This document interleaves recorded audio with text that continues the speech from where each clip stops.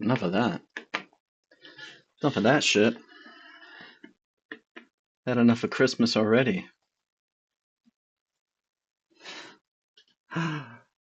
Do I dare play Christmas lo-fi in stream today?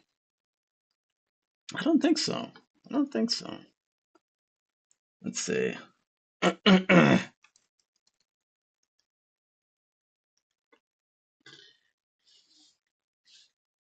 What's up, everybody? Everybody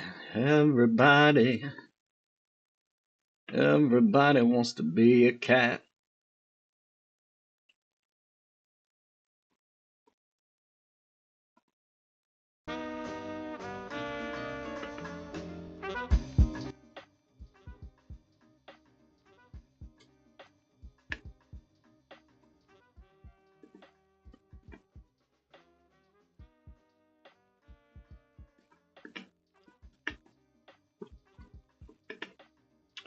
All right, let's get our house in order here. Let's get our house in order. Let's get on Discord.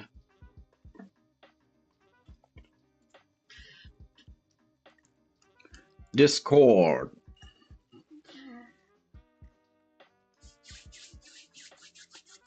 Move toward Discord. Multiple personality disorder. Or borderline. Many things feel just fine. All right. Let's get online. Baby, we're back. Having a goddamn heart attack. Holy shit. I'm finally back. Is anyone out there? This whole world's starting to fade to black.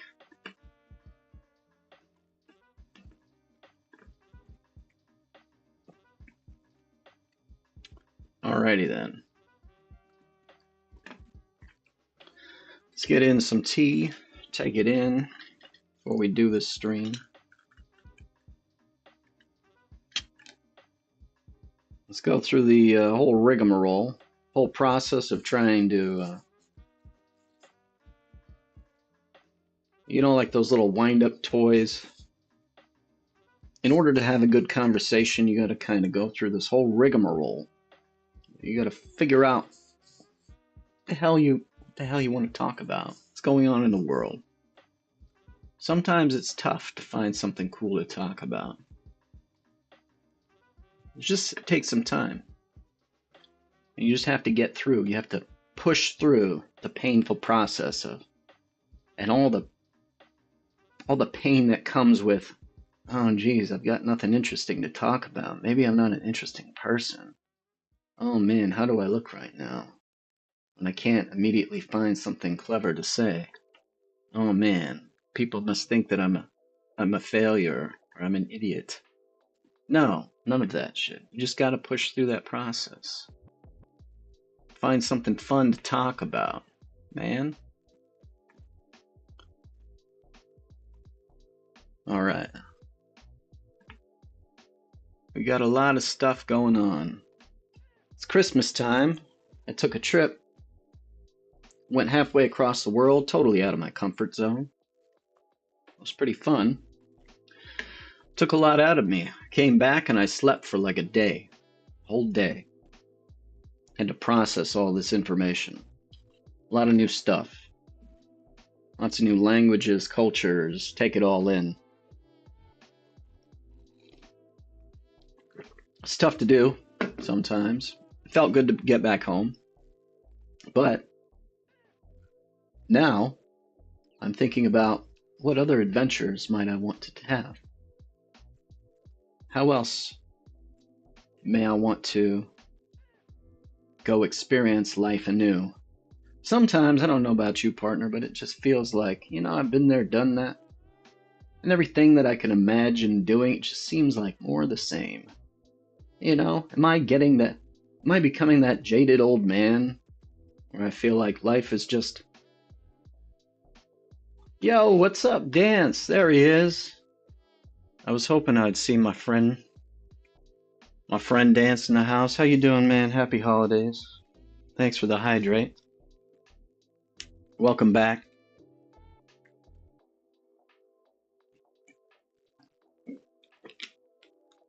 Dance, what's new, my man?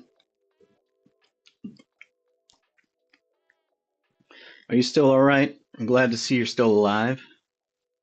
You're surviving the all the crazy riots.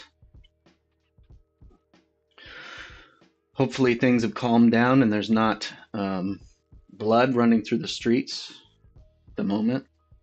Hopefully people take a break for, do it for Santa Claus. Do it for the children.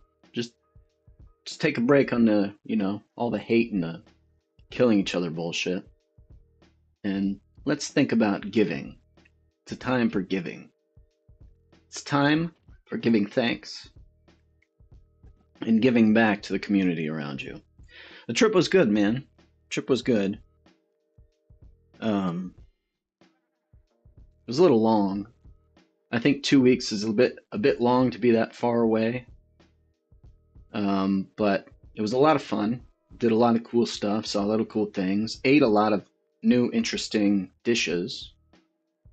Was out of my comfort zone, saw different parts of the world where they do things a little bit differently. So that was interesting.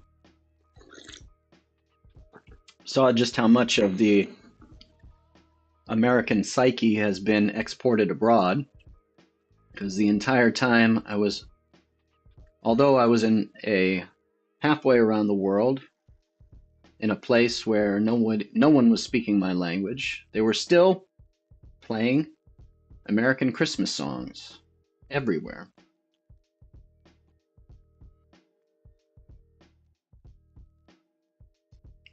At first it was kind of like, it was kind of like nice. It was like, oh, it's just, a reminder that this is not as different as you think. You're not in an alien world. You know, there's some like hints of your home world and nostalgia for you. But on the other hand, it was like, God damn, these aren't the parts of my home and my culture that I really actually enjoy. Like, actually, this is kind of the worst commercialized aspects and not the part of my culture that I'm proud of at all.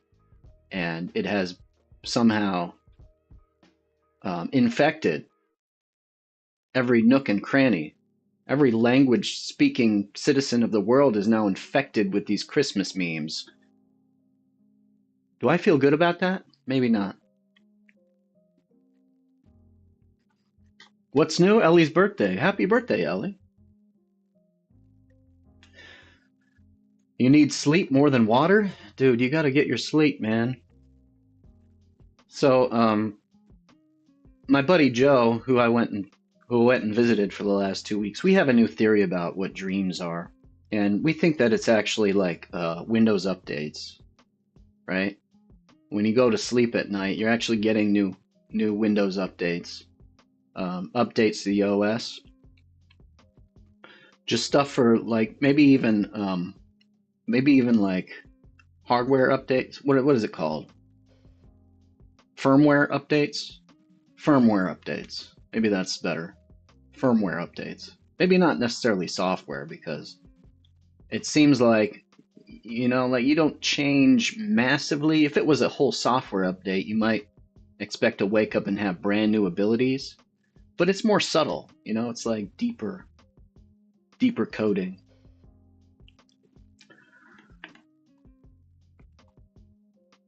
You have become a boomer. You're having a war on Christmas moment.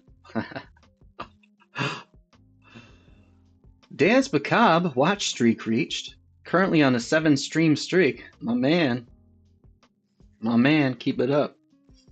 7-stream streak. Hey, that's alliterative. 7-stream streak.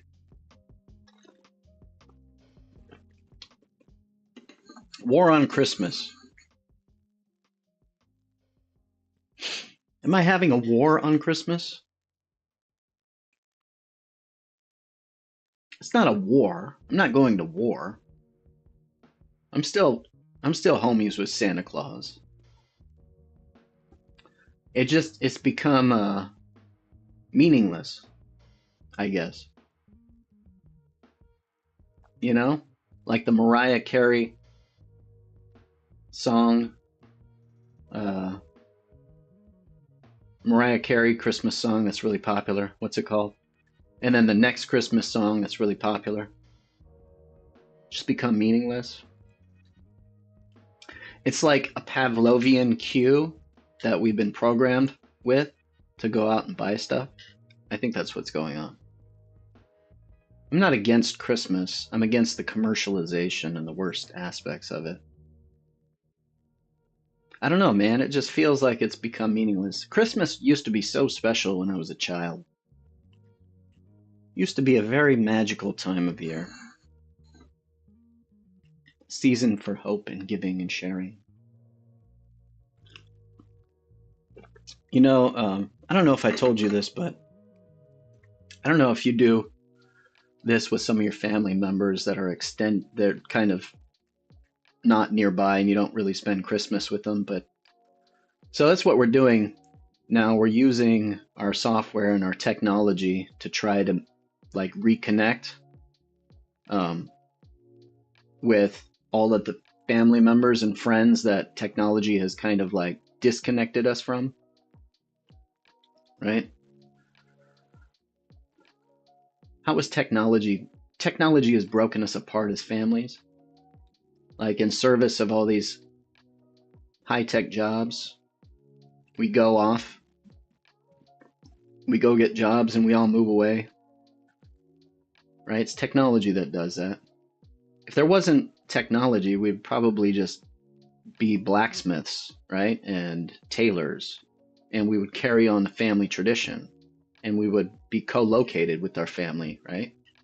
Because all this technology, creating all these new careers and these new opportunities, right? That allure is pulling us apart from family members. And then we use technology to try to reclaim some of that connection that we've lost, right? Like Facebook. And then we do stuff like over the holidays, we have these things like Friendster or Elfster. I think it's called Elfster. But it's like a present exchange thing. And oh, it's so easy to use, right? Has Amazon gift lists and wish lists that you can integrate in there, and then all you have to do is, you figure out what you want, and then you put your little wish list up on Elfster, and then your family members don't even have to think about what might be a fun gift for you to get. They just go on your wish list and they do one-click shopping, buy from Amazon, and then Amazon wraps the present for you and they send it to your house. And oh man, it's such a meaningful experience, isn't it? Yeah, just as good as the good old days when you actually had to go out and like think about what your friends might want for Christmas. Take all the guesswork out of it.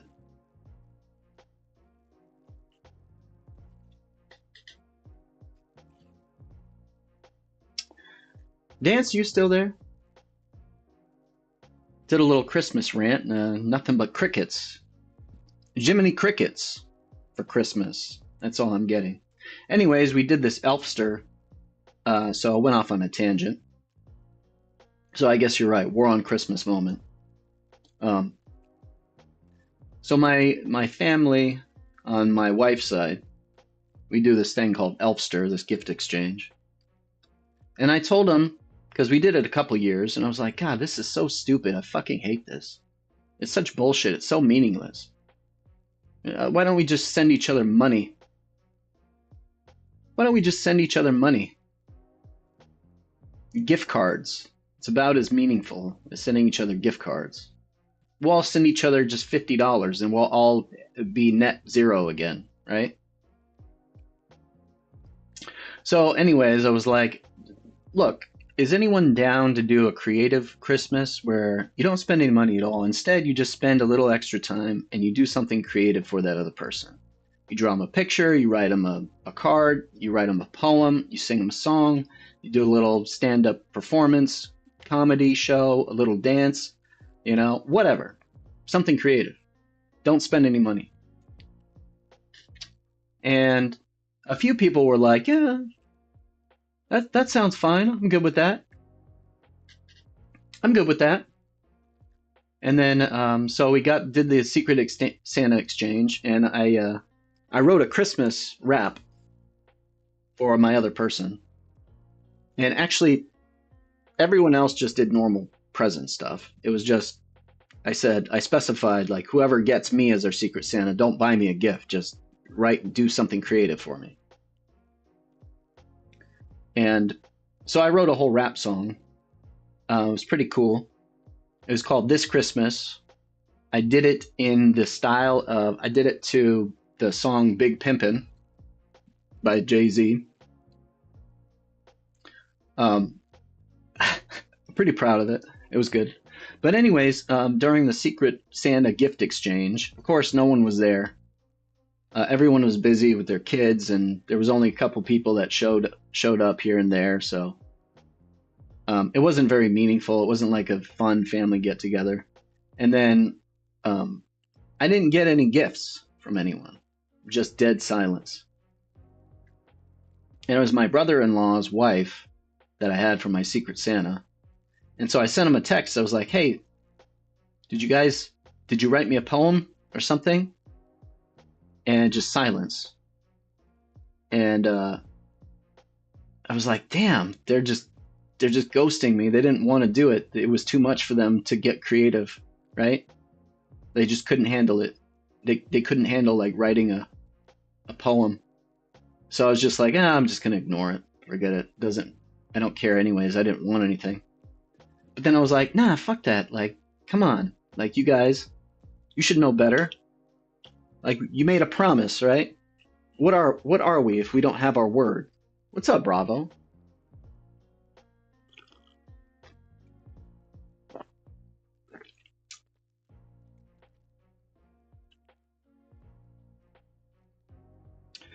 Dan says your gift rap song was a gift that you liked, not something you expected the other person to like. Um, I specified at the beginning. I was like, whoever gets me, I'm going to do a rap for them. And is everyone cool with that? Right? And everyone was like, yeah, that sounds like fun. So there was a moment in the what would you call it? The collaboration process where that was all specified at the outset. So nice try, Dance, but not this time. Yeah, everyone was like, dude, I hope I get you. I hope I get you because I want to hear the rap song about me. It was a rap song about that person, right? It was like, yeah, I like rap, but everyone else in my family knows that I like doing these freestyle things, and they were all cool with it. So yeah, I mean, it was something that I like doing, but it's also something that other people like, right? If someone writes a song about you, that's fucking cool, man. It doesn't matter if it's like if someone wrote a country song about me. I'm not the hugest country fan, but if it was about me, fuck yeah, I want a country song written about me. God damn. Doesn't matter what genre it is. You get a song written about you, stroke my ego more. Come on. That's a great gift. So anyways, like nothing, not even a poem. And I just feel like I didn't want anything material for Christmas. I wanted someone to spend time, exercise their brain, and try to do something creative. And I didn't even specify how long they needed to do that. Right? Maybe that's the problem. People just don't, people are so rusty now when it comes to doing anything creative. You need to give them more guidelines. But I gave them an opportunity. I was like, hey, there's still time. All you have to do is write a poem, write a freaking, what do they call those? Koans, right? What is it? 7 syllables, 11 syllables, 7 syllables? Not a koan. What are those? What is that poem called? Come on, help me out, guys. It's like a Japanese poem. Haiku. Haiku. It's like just write a haiku really quick. It'd take you spend 5 minutes or less. And they got angry. They got angry. It's like, why are you forcing us to be creative? God damn it. And they just couldn't do it. They couldn't handle it. And instead of just spending 5 minutes and writing a haiku for me, they bought me like a little ferret themed notebook and some socks from Amazon and had it sent to me. And I was like, I explicitly stated that that was the one thing I did not want to happen. Fucking hell.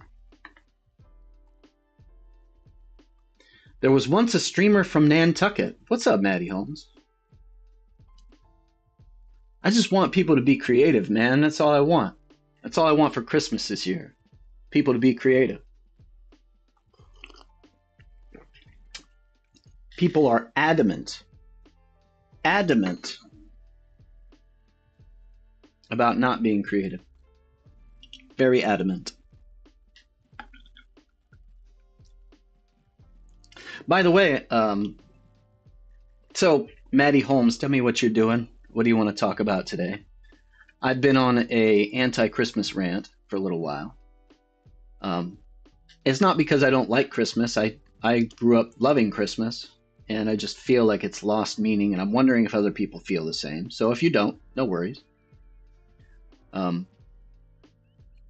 I was just telling a story about how I was upset about the whole Amazon gift exchange with extended family members and not really putting any effort and work into finding a gift that might surprise the other person, right? Just having a little wish list predefined and just one click shopping and just have Amazon wrap the present and send it and everything's so easy and convenient.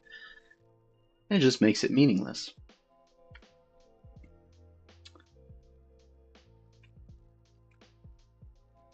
I wrote, I made a couple videos about creative thinking. One of them was called How to Think Like a Child. It was a pretty awesome video. Maybe we should watch that. How to Think Like a Child. It's about having a creative mindset. And as adults, we just lose that skill. I was walking around, I took a trip, and there was a bunch of kids on vacation. We went to kind of this touristy area. It was like a little theme park and a water park. And I just love watching all the kids, right? Because kids are so funny. They'll just be dancing, or even in the airport. There's like little kids just dancing around, like doing the worm on the ground, or just doing like improv to themselves, having little tea parties with animals. Kids are so creative.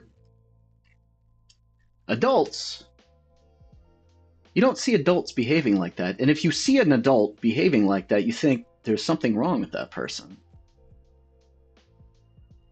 I think maybe that's how humans need to evolve, is we need to stop putting a limit to that creative thinking process and having fun as children. The Grinch who Amazon Christmas. Clowns, what's up, my man? Holy shit. Sorry, I didn't read chat. Clowns is in the house. Creativity is something that a lot of people struggle with.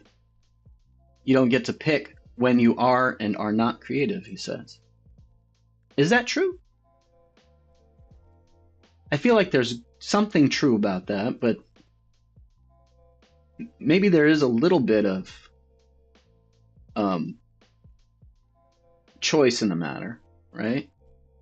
Can we not construct and put ourselves in different environments and sort of set the stage, create a setting for creativity to flourish? Because I feel like it's more about the set and setting for creativity. If you're in your office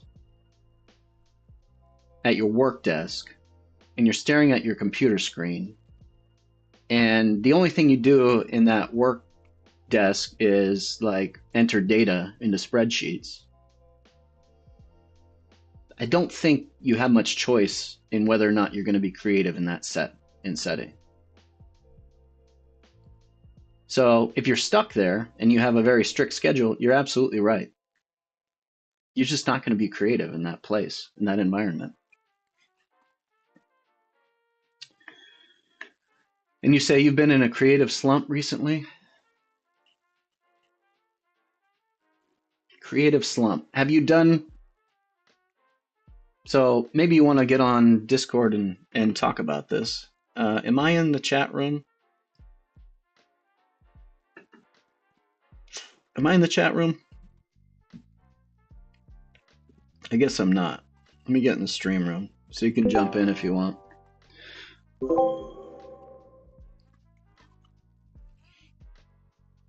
Maddie Holmes says, ask for an experience. Instead of asking for creativity, ask for an experience.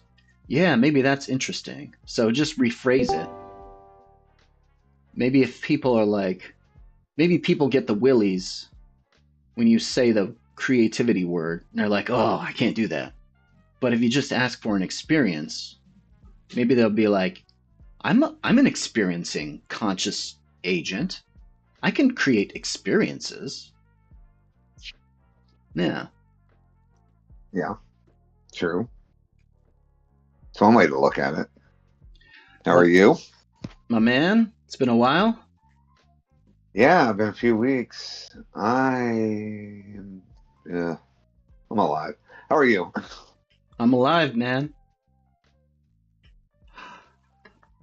Great minds think alive. Yeah. How was your trip, by the way? I just got into your stream. Did you have fun?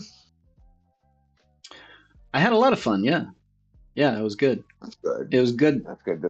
good for me to get out of Washington and get out of my house and just see different stuff. So I feel like, yeah, I came back and actually every night too, I had lots of very vivid dreams. You know how sometimes you feel like you have dreams that mean stuff? You're like, Right. I don't know exactly what that dream meant, and I don't even remember most of it, but I feel like my brain was processing something important and it came to some new conclusion. I had dreams like that pretty much every night. And then after I came Right. back after 2 weeks, I did some mushrooms and did some meditations, and I feel like I had a lot of stuff kind of come together, you know, like kind of fall into place, pieces falling into place. So yeah, I feel like it helped me grow as a human being in some ways. Um, yeah, it was fun. Next time, if you're interested, we should go out together and hang out. Maybe not for 2 weeks. I think 2 weeks was a little bit long for me, but maybe just for a week. Um, Dance says experience adds the burden of performance and the weight of assumptions unless you fully disclose previous experiences to set the bar or avoid redundancy. Jesus, I don't even know what the fuck that means, Dance.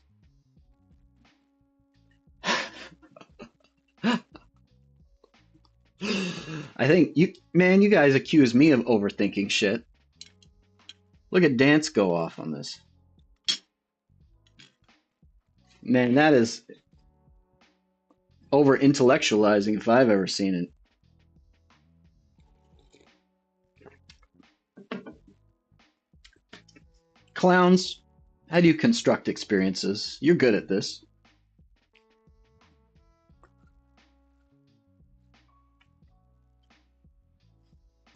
Did I lose you? Oh, you're still in the room. You might be muted.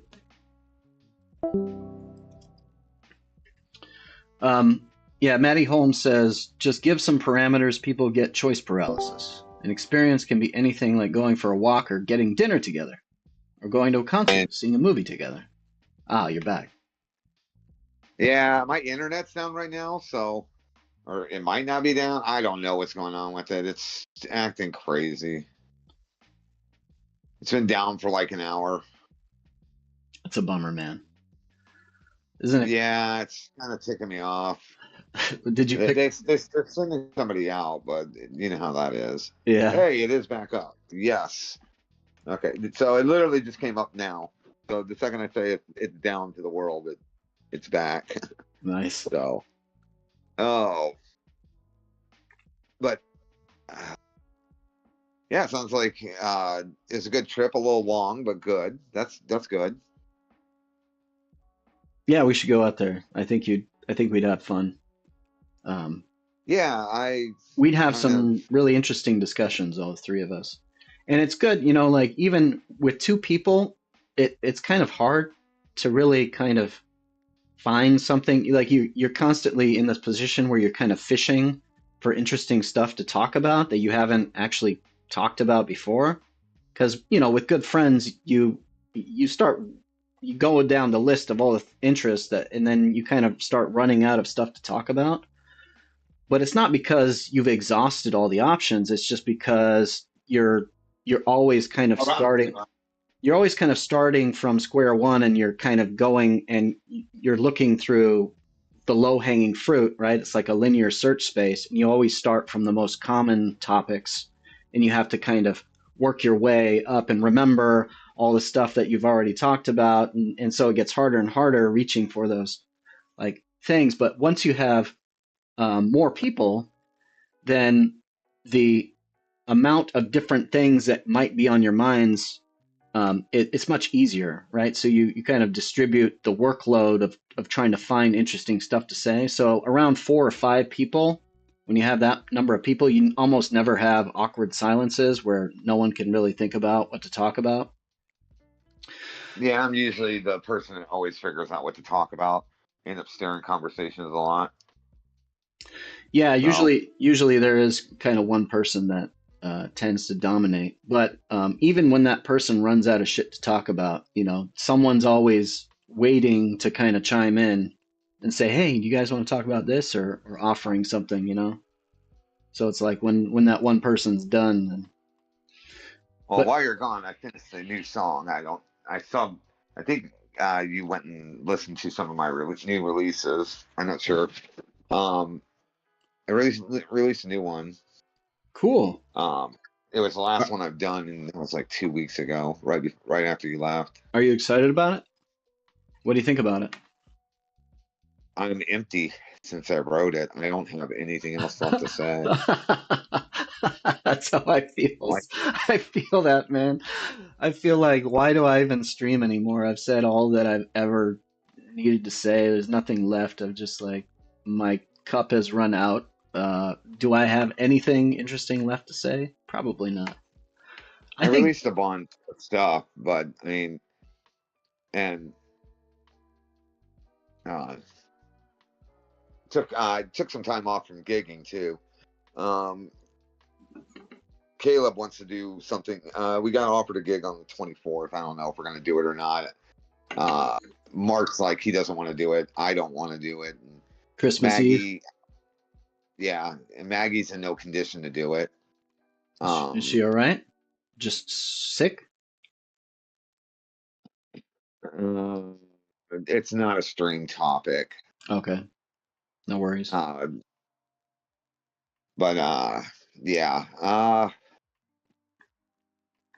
So we all kind of took some time off while you were gone, and we just was like, yeah, it's break, and he's trying. We got a really good offer to do this gig, and he really wants to take it because the guy owns quite a few of the spots that we definitely could gig at, and it would open some doors up. But I'm just like, dude, nobody's filling it right now, and he really wants to do it, but it is what it is. So I don't know if we're doing it or not. They're discussing it. Whatever they end up deciding, we'll end up doing. But I've taken the last 2 weeks off, dude. I haven't recorded. I haven't written.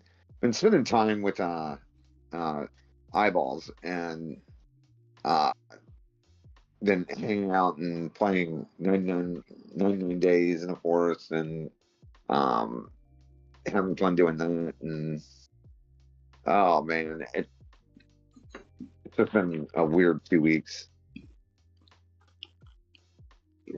Well, Where's my phone? It's getting annoying. I mean that can be fun. Maybe we all just need a little break, right? Um, Yeah, that's where I kind of was at. I mean, we did what, like you did a lot of last gigs, right? last month we did how many gigs? Like 22 Really? fucking gigs. My Yeah, we God. did like 20 gigs. We were doing like two a day. I was exhausted. My fingers were hurting. Throat was burning, and Caleb was sounding like shit. It was just too much. And then the shit with Maggie happened, and that slowed everything down like instantly, which was probably a good thing. I think we were all running on fumes. Yeah. So I don't know. Taking the 2 weeks off was good. Hell, it's almost been 3 weeks. Damn. You've been getting more It is, sleep? Dan says he's sleep deprived too. I I got some Catching up? sleep last night. I got some sleep last night, but yesterday I didn't sleep at all, and my sleep's been all over the place since we stopped gigging and I stopped recording. Yeah. And the new song, did you get a chance to check it out? I haven't listened to any. No, not since I left. I haven't listened to any of the new stuff. So Well, we can check it out. I have a new one called Falling Deeper. Falling That's Deeper. Interesting. yeah. You want to listen? Yeah, yeah, if you want to. Is it on Spotify? Yeah, no, I haven't released it to Spotify. Oh It's yes. on Send it's on SoundCloud. send a link in Discord. Yeah, do that. So Before I forget, I had a I was talking about catching up on sleep and how so Joe and I have this new theory that part of sleep's function is like firmware updates for the brain, kind of coming through from the like collective subconscious or whatever super organismic consciousness we're all collectively part of. We're getting firmware updates while we sleep, and that's kind of can explain some of these interesting phenomenons where you feel like you're receiving transmissions that are external to you.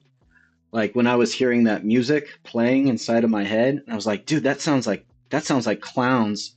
That's definitely not coming from me. I couldn't write anything like that. There's nothing in my professional experience or my wheel, like that's not my wheelhouse. I couldn't write those melodies. That's coming externally, somewhere from out there.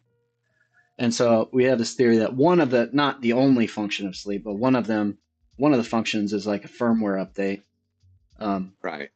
and I had this dream the other night, and it was this stream, the people in this stream that all came together and gathered like to meet in person, right? To actually like do a meet and greet. And it was like in this underground um it wasn't like a warehouse. It was a house, but it was like underground. Of course, we would meet underground, right? A stream like this, we'd have to meet Yeah. underground, not under the watchful gaze of Big Brother, right? Because we're definitely trying to subvert the system in some weird, strange, creative way. But yeah, we were all Right. in this. I don't know. It was just like this storage space, and I just remember I didn't recognize anyone, like none of the names of actual people in the real stream, like not even Dance or you were there.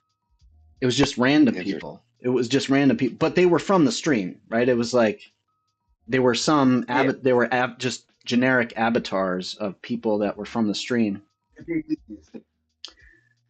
and everyone was just kind of like what are we doing here?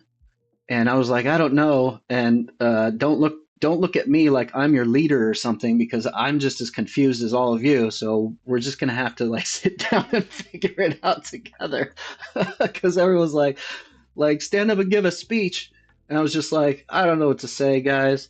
I was like, I'm not really leader material. I feel like you know, some of you might be expecting me to have all the answers, but my whole thing is that no one person has all the answers and we have to like figure it out together. Somehow we need to like put our minds together and become a super mind, to beat all the AI that's starting to like subvert our culture and like put us out of jobs.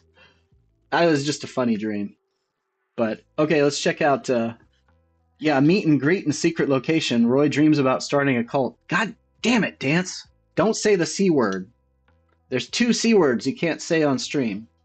One of them is cunt and the other is cult. Don't say those words. Definitely can't say. Otherwise, they will come for us. They will take us Yeah. away. I'll mute chat so you can play the song. Yeah, yeah. Kind of curious to think of it. It's just kind of flowed down. I mean, I've been dry ever since. I cannot. Nothing's been in my head. Been empty. So kind of curious. The muse will come back to you. I'm pretty sure. Okay, cool. Let me mute Spotify. Hold on a second. All right. Let's.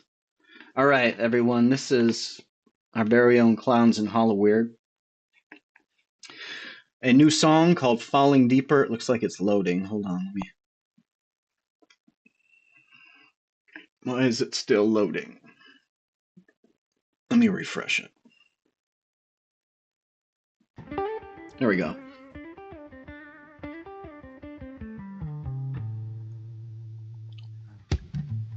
Nice blues lick.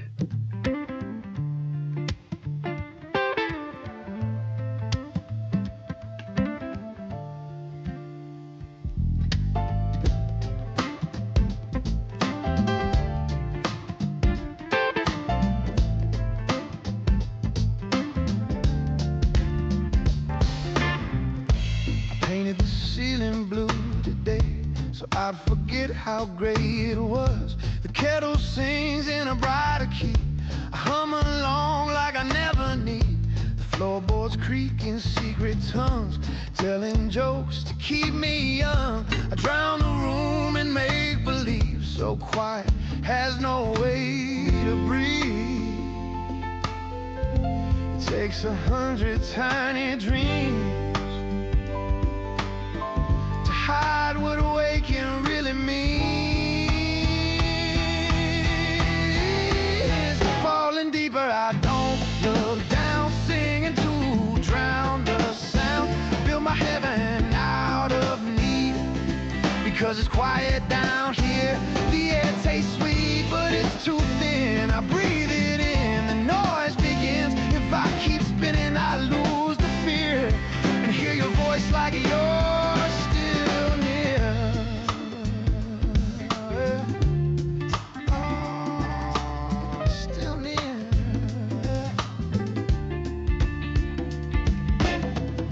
I laugh so hard it hides the crack, a hollow sound I can't take back. I fill my hands with smaller things the busy work forgetting brings. I talk like you're just running late, pretend that time can still relate. The clock moves on, I stand in place. Each second stares me in the face. The crowd is gone, the echoes break. I feel the grief my noise can't shake. Falling deeper, I don't look down, singing to drown the sound. Build my heaven out of need, because it's quiet down here. The echo fades, the notes misfire. The calm I fake turns into fire. The peace I build begins to tear, and silence pulls me closer.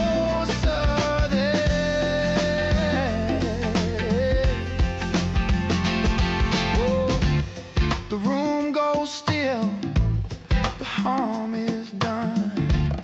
The dream lets go, I come undone. A whisper rises, soft but near. You can't stay lost and still be here.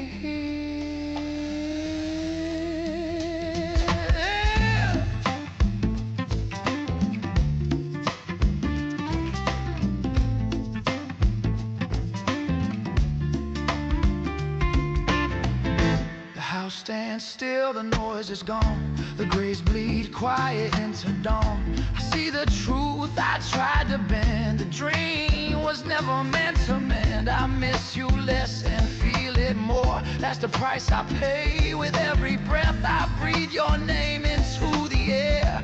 No music left, just there. If love was lost, it's not undone. Dark and call it sun. Oh, falling deeper, I don't look down, singing to drown the sound. Build my heaven out of need, because it's quiet down here. The hurt still hums, but it's sincere. I finally let the moment steer. If love can live inside the ache, then falling's what it takes. If falling's how I keep your name, I fall again without the shame. Falling deeper,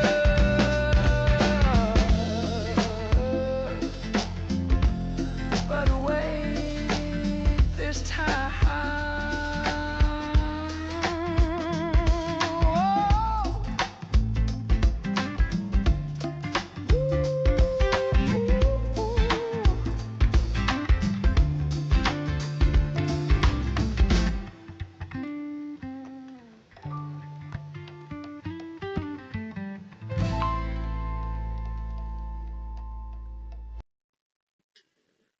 That's a good one, man.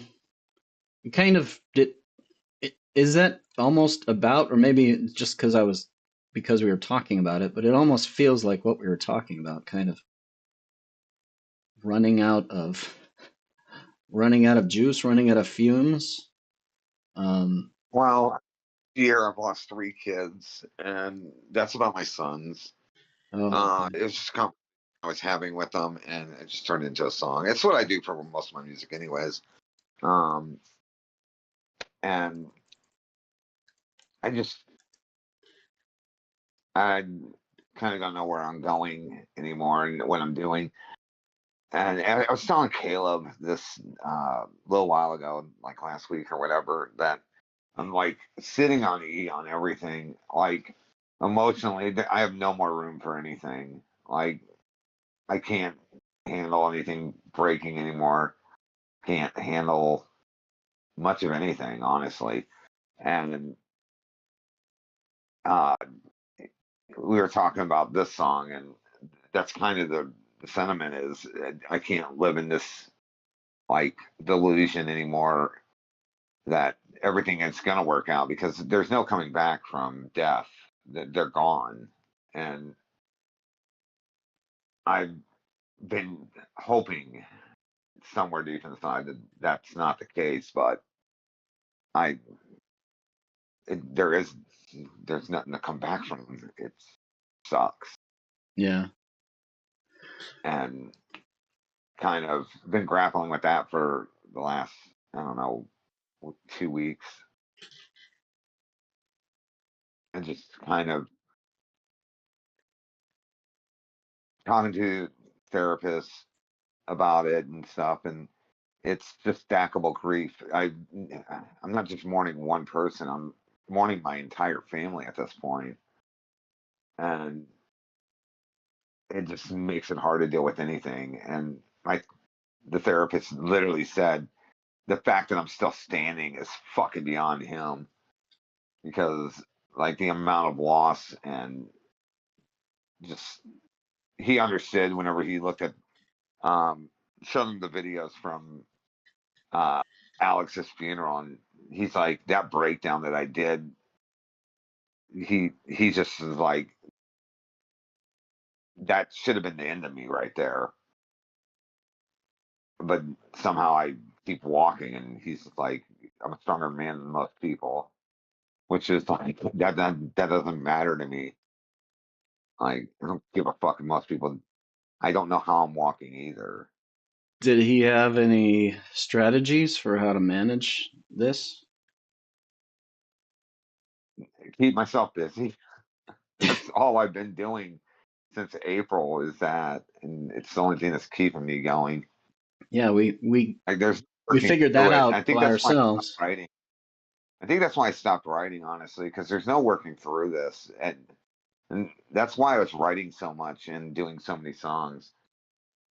Is I had a lot of grief processing going on, and I just I wonder if here, let me see what you think about this because I've been struggling to like figure out how to I try because in my philosophy I try to like take all the ideas from all different philosophies and all different religions and I try to like blend them all together and see how I can fit all the best stuff from all from all of them into one. And I've been struggling to integrate some form of like reincarnation into my philosophy. And even though I don't believe in like the standard view of reincarnation, I've been trying to integrate it so that the information and the knowledge that was gained from conscious lives that were once on the earth that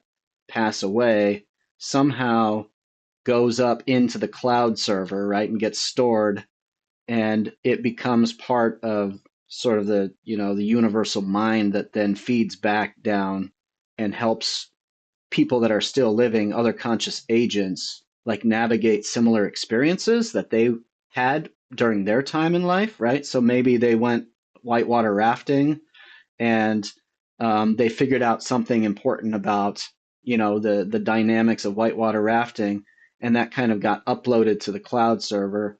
And then even though we never had experience of whitewater rafting, we're slightly better at navigating those rapids because we were close to that person and shared some sort of right? Shared some sort of information with them dynamically.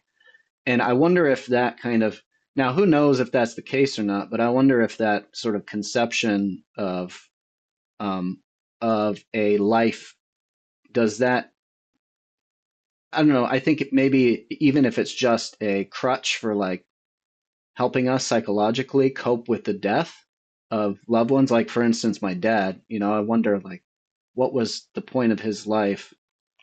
Did he teach the world anything? And with that kind of philosophy and that conception, then he definitely did. And maybe he even helped teach me more than I know. And I don't know, that's just something that I've been kind of developing. And I think it helps me honor the spirit and the lives of people that have passed. But again, I don't know if that's any consolation to someone like you. But that's just what I thought of. So, what's up, Balthier? No, I thing, but yeah, it's not the same. I mean, it's a little bit different when it's your kid.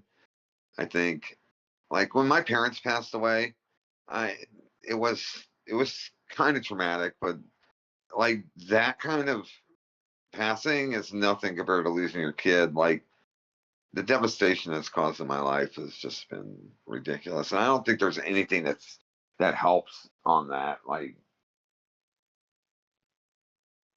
and I just don't think. I mean, I struggle with it every day. I mean, you know this. We've talked about it. Yeah, You've been there for quite a bit uh, over the last what 6 months, 7 months. yeah, And I've just been on E, and yeah, on empty. I feel that, man. yeah, I thought the universe was trying to punish me. Then I don't know, and then it's just like realizing that just bad things happen, and I don't know. I struggle. I have bad days. I have good days. You know this. Yeah, you've fucking seen a lot of it. So, but Yeah. I Well, we gotta, I don't think it's a compilation. I'd rather have my kids here. right. They were young and they had a lot to live for, and now they're just gone. Yeah. I'm trying to make the best out of it. It's just kind of hard. How about this? I don't know if this would be an interesting exercise or not, but I know that you usually write songs about a lot of your experiences, and I'm not sure. Mhm. I think that most people, the default way that they go about writing songs is probably writing through your own sort of framework and your own perspective on the event, right?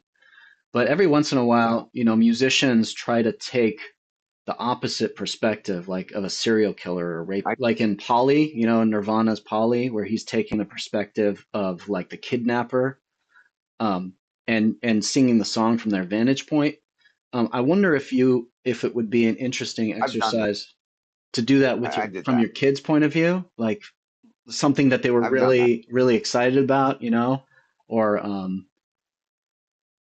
don't know, just to try to relive and celebrate some of their experiences that they've had in life, even though they weren't numerous. Maybe it was enough like of excitement to make it worth it. And so I don't know. That was just an idea that. Yeah, I've done that. I mean, So Balthier says last time he took a trip to, he's asking about Vietnam. The last time I went to Asia, I woke up with no recollection of the prior week. In between two ladyboys grasping a bottle of penis wine. Picks or it didn't happen, Balthier. That's all I gotta say. Picks or it didn't happen. uh, That just sounds like like a I don't know. Hollywood stereotype of like the Hangover or something. But Vietnam was good, man. Had a lot of fun times. Maybe I'll share some. Maybe I'll share some So pictures with you guys in my channel in Discord. I did the song I just sent you and um, the one that you just played on the same day, and that was it. I didn't have anything else left to say. I mean, I did Nude first, and then that one that you just played. I sent you. I did a song request. I actually spent my points for this song. This Okay. is kind of where those are the two last songs I did, and it shows how empty I am on the inside. Just kind of hit this kind of reservoir. It's just kind of flooded out, and there's just nothing. I'm dry. Is this, I wonder if there's some kind of, so obviously you and I, we all have our own like personal issues and emotional challenges that could put us in this Well, position of like emptiness. part of it is I feel like the memory of my kids slipping away. Each day it gets harder and harder. Ah, Uh, interesting. that that's I mean, there's key moments that I remember, um, and like, but to I mean, their lives are starting to blur together, and without constantly talking to them, there's that distinction kind of starts melting them together and start to lose track. I think in a broader sense of things, and like the other day, I couldn't remember um, how Wyatt's voice sounded until I listened to a voicemail he sent me.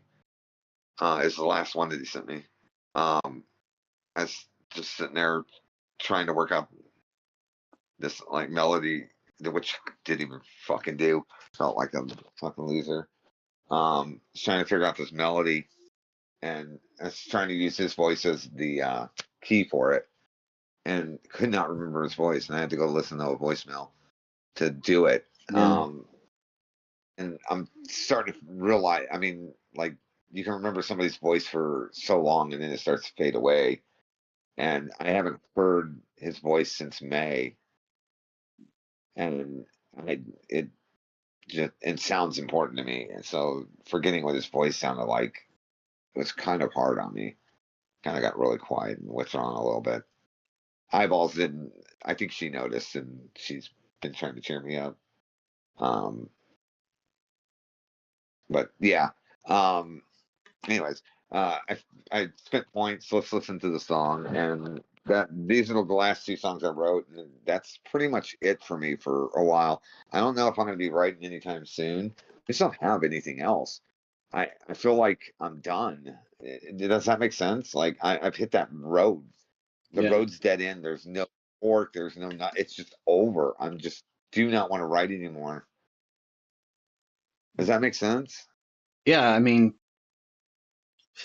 like I said, doing this stream, sometimes that's how I feel. Like I just don't have anything else to say. I've said everything so many times over and over again that I'm just feel like my cup is empty, and like that's one of the reasons I stopped making YouTube videos because I felt like everything that I really, really important that I had to say, I already said, and I don't like being redundant. And I know you hate being redundant, right? And so, like for Yeah. people like us, maybe maybe we start, it becomes harder, just like oil. Like you start by drilling down and you get all the stuff that's easy to get on the surface, and then you run out of that stuff and you have to keep drilling further down in harder locations in the ocean and like start fracking and that kind of stuff, right? Just to extract like the little that's left. The stuff is just harder and harder to get out. And for people like I know plenty of people that don't have a problem being redundant, but you and I are definitely like I hate saying the same thing twice. Like if I say the same story twice to someone, I like doing it in a song. Whenever like book, I hate doing. I hate that. It's like evolve that shit, make it better. Like tell a story with that hook. yeah. Make it evolve. Yeah, that's and nobody does that except for me. Like I love doing that. It's my style. Well, listen, man, But yeah, I'm gonna play this music. I'm gonna play your new song, and then I can see if I can hear some of that emptiness in it. But also, I want to tell you that I still want to write songs, and so even if you don't want to write the songs, you can still help me with my songs I still, if you want to. that's not, I, I'm, I still have the skill that Yeah, it's, obviously. I just don't have anything for me to say. I have lost the words, you know what I mean? Yeah. For my story, at least. I don't know. All right. Anyways, that's All right. And Balthier wants to see a temple. It was interesting in Vietnam, Balthier. I did go to this temple. There was this cultural center that had a bunch of kind of traditional, they're almost like ceremonial huts. Some of them were living huts, some of them were more sort of ceremonial. And they're really cool. They had these really, really tall, triangular, like thatched roofs. And it was just kind of for show, right? There wasn't anything that you could do in this large, like 30 story, like maybe 5 story building, tall, pretty tall, but it was just all roof. There was only one real story that you would go into, and that was ground floor. And right next door, there was a real temple, and I went inside and I was shocked because there was a statue of Virgin Mary there. I was like, damn, this.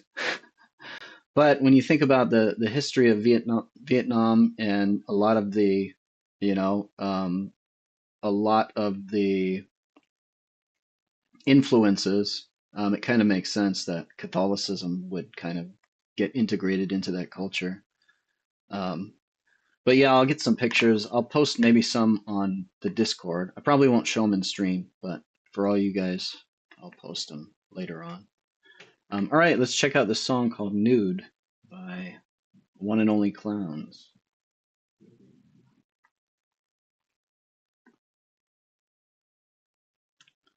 Let me know if you can hear this. Oh, actually, let me. It's probably going to just play a preview if I don't go to the SoundCloud link. Go to the SoundCloud link.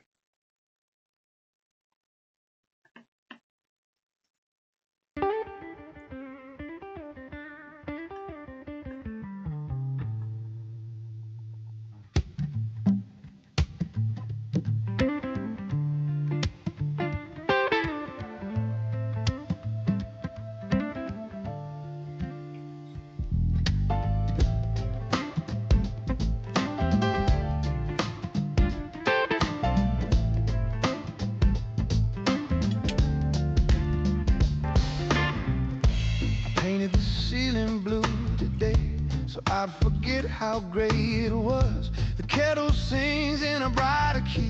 I hum along like I never need. The floorboards creak in secret tongues, telling jokes to keep me young. Wait a second. The room and make not it. believe. This is the That's same. what it's into. That's Falling Deeper? Yeah. Yeah, that's Falling Deeper. What the heck? It says Nude on my screen.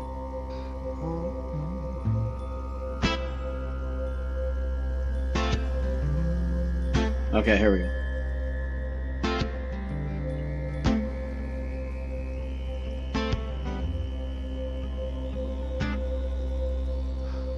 A song once lived where the silence hums. Fingers froze when the rhythm numbed. I bury more sound than I can keep. Dreams crawl back when I try to sleep. Air tastes burn where the laughter was. The ache still plays through the record's dust. And every echo faces spin. For shadows hum where the light grows thin. Can't pray, can't scream, just stand in the wreckage and watch the clock rewind. I'm nude in the echo, stripped of disguise. No armor left, no alibis. Every tear's a chord that won't mute. Every ghost hums low through my wound. In the mirror I face what's true. The past keeps crawling into view. If there's a God, he's quiet too. So I sing till silence comes.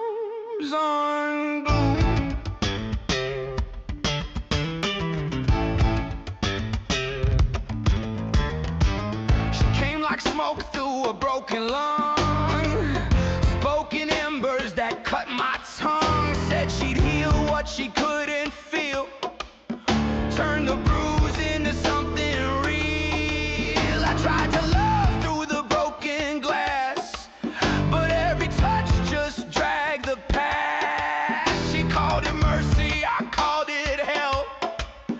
Still spinning inside that spell. Grief rewinds, same scene, same scar. I never left, I just got far.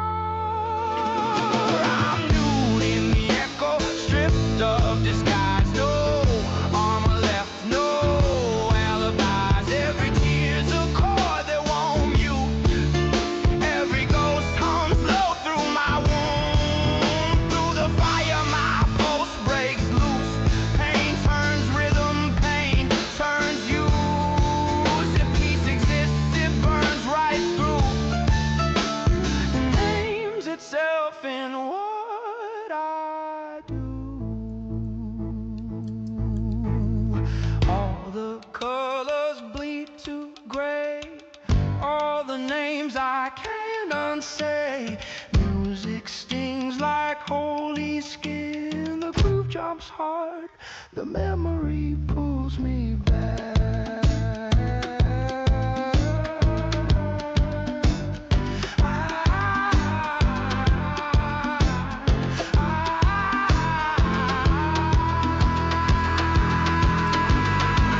Learn to dance with the weight of grief. Spins like smoke beneath belief. There's rhythm inside the breaking tone. A pulse that swears I'm not alone. Every silence still hums of sound. Every loss still weighs me down. I move through pain, keep tuning what won't hold. The rhythm keeps pulling, waiting for the fall. I'm nude in the echo, stripped of disguise. No armor left, no alibis. Every tear's a chord that won't mute. Every ghost hums low through my wound. Light comes slow, but it burns clean through. What's left of pain now sings in hue. If there's an end, I'll never know. A song still crawling and beating inside my soul.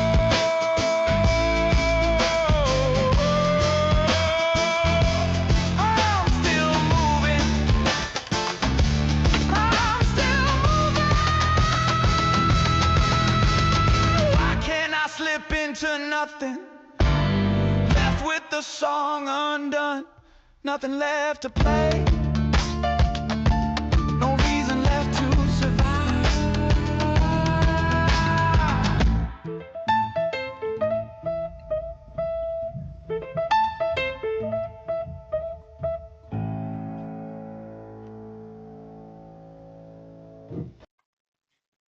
Nice.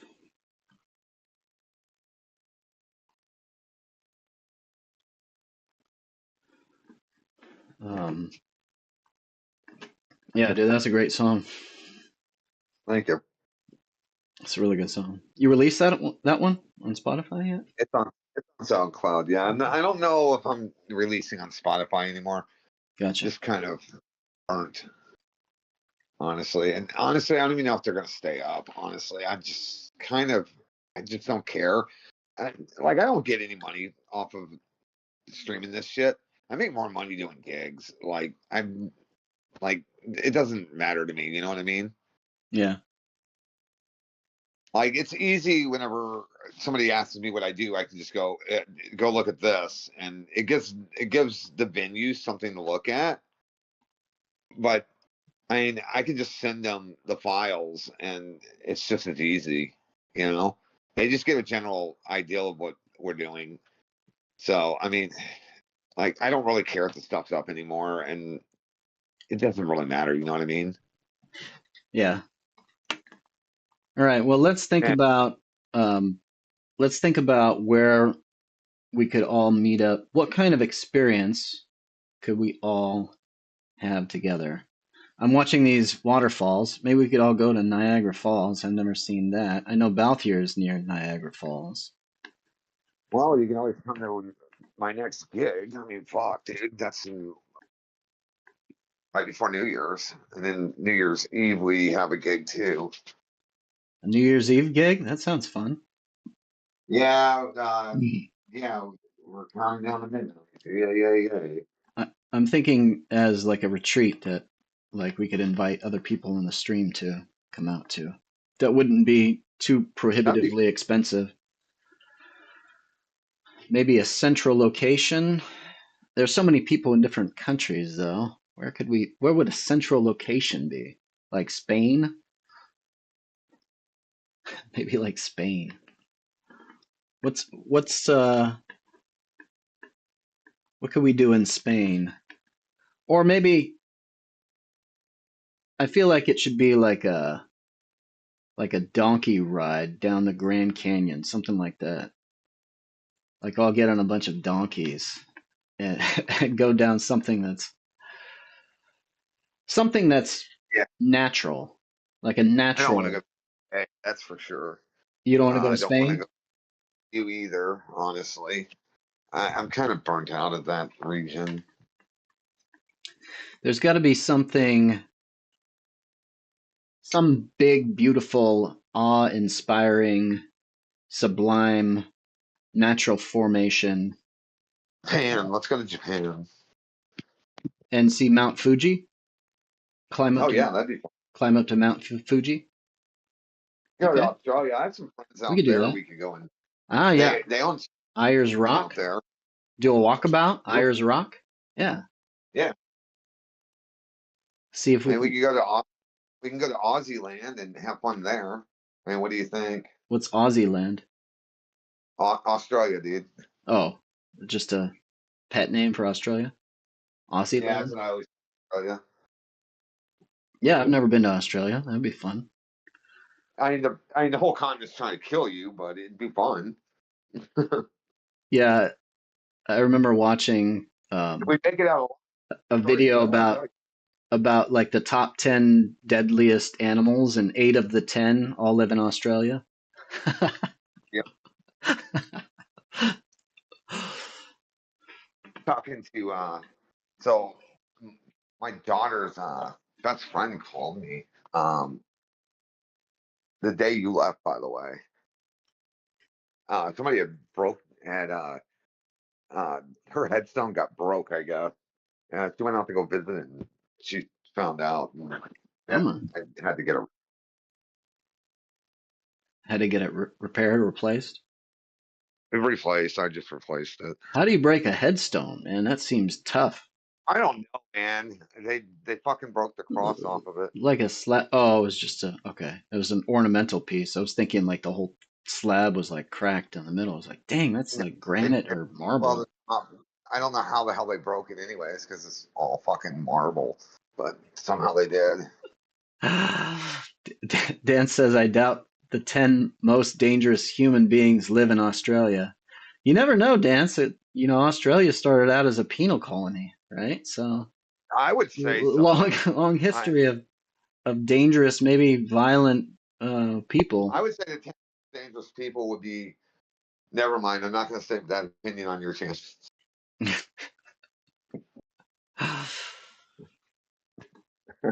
Clowns defers his controversy to another Well, place and time. my sexist viewpoints. Women. So you think that at least Almost some of the most dangerous people are. Say the 10 most dangerous people on this planet. I would say 8 of them would be women on that list. Wow, that's okay. Interesting. Like I said, I shouldn't be talking. So I kind of want to get like a kangaroo companion to follow me around on the walkabout. And I know I probably can't ride the kangaroos, although the red kangaroos are pretty Why massive. would you want to ride a kangaroo? What the Because they jump. I mean, that would be fun, like a giant sort of pogo stick. That'd be fun as hell. crazy? They're about the size of you. You realize that, right? Oh yeah, they're huge. They're they're Yeah. they're actually heavier than I am too. They outweigh me. So Oh yeah, they can kick your they would kick ass my for sure. ass. They would kick my ass. I had a friend. He's heavier than I am. He actually passed away, but before he passed away, we went out to this wallaby farm here in Washington, and they actually had Yeah. two red kangaroos. And we went in the little area. They were kind of free roaming around, so we were just walking around. And I'm a small guy. I'm only 140 pounds, but my friend, he's like 250 pounds. He's like 6'2" or something. He's pretty broad, big, stocky guy. And this kangaroo like slowly gets up and it kind of walks up to him and it kind of stands up and kind of faces off towards him. And then it just leans back on its tail. It uses its tail like as a third leg and it it gets both legs out in front of him and it just kicks my friend. Like it wasn't that hard, but it was like a shove and just straight in the chest. And he gets pushed back about 5 feet or so, and he just starts giggling. He's like, "That's the best thing that's ever happened in my life." Uh, but this kangaroo was like, "Come on, let's go, bitch. You think you're tough?" And the kangaroo is just like asserting its dominance or something. But yeah, like even my friend, 250 pounds, pretty broad, stocky, no match for this kangaroo. This kangaroo would have destroyed him. Yeah, Um, for sure. Kangaroos are freaking huge and they are powerful. Almost every creature is stronger than man. yeah, that's right. We have to use our brains to outsmart all of them. Well, And, like look at dogs. Dogs can literally kill you, but we pacified them so they don't. How crazy is that? Like, yeah, that's kind of crazy. like people look at dogs and they don't think that that thing can kill them, but like a husky can kill a grown man easily. Hmm. And then you have the psychos that are on there. I could take a bear, and it's like, no, you cannot. What are you talking? Maybe if you had a rifle, but hand to hand combat with a bear, it's going to murder you. Yeah, yeah. I'm not gonna mess with any. I'm not gonna mess with anything that has claws that are longer than my fingers. That's for sure. Yeah, no doubt. Well, I'm putting headphones on. I am in one of those headspaces. I need to get out of my place right now. Dance says he's up in his own top 10 list of deadliest people he knows. Up your own rankings of people that you know like personally, Dance, or do you include like world leaders in this list who you've not met but you know of? Oh, top 10 deadliest on my own list. I would probably be at the top. Yeah. Oh, personally. Yeah. All I right. don't. Out of everybody I know, I'm probably the last person that anybody should be fucking with because honestly, at this point, I really have nothing to lose. So snapping a motherfucker's neck would not affect me at all. I'd have no remorse. Yeah, I'm not gonna mess with you, man. I'm Like not. I'm not gonna get up I just on don't. stage and punch you at a gig. That's for sure. Oh, dude, that happened again. Dude, that happened again. No I way. don't get. Yeah, dude, I beat the shit out of that dude that time. That was on the fourth. On Dude the took a swing at me. Yeah, on the fourth? yeah. What was the circumstances this time? I have no idea. He jumped up on stage and took a swing at me, and I fell back and landed on the speaker, and then shit. I'm like, what the fuck is wrong with you? And then the bouncers had to drag me off of him. They like, you were gonna kill the dude. I was not in the right frame of mind when he did that.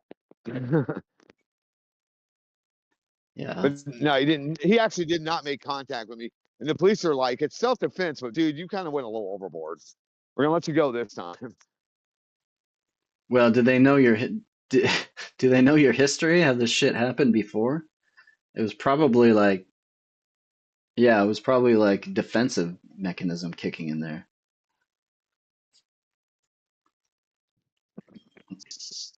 Dan says drugs are bad. Don't assault performers. Drugs are bad. Okay.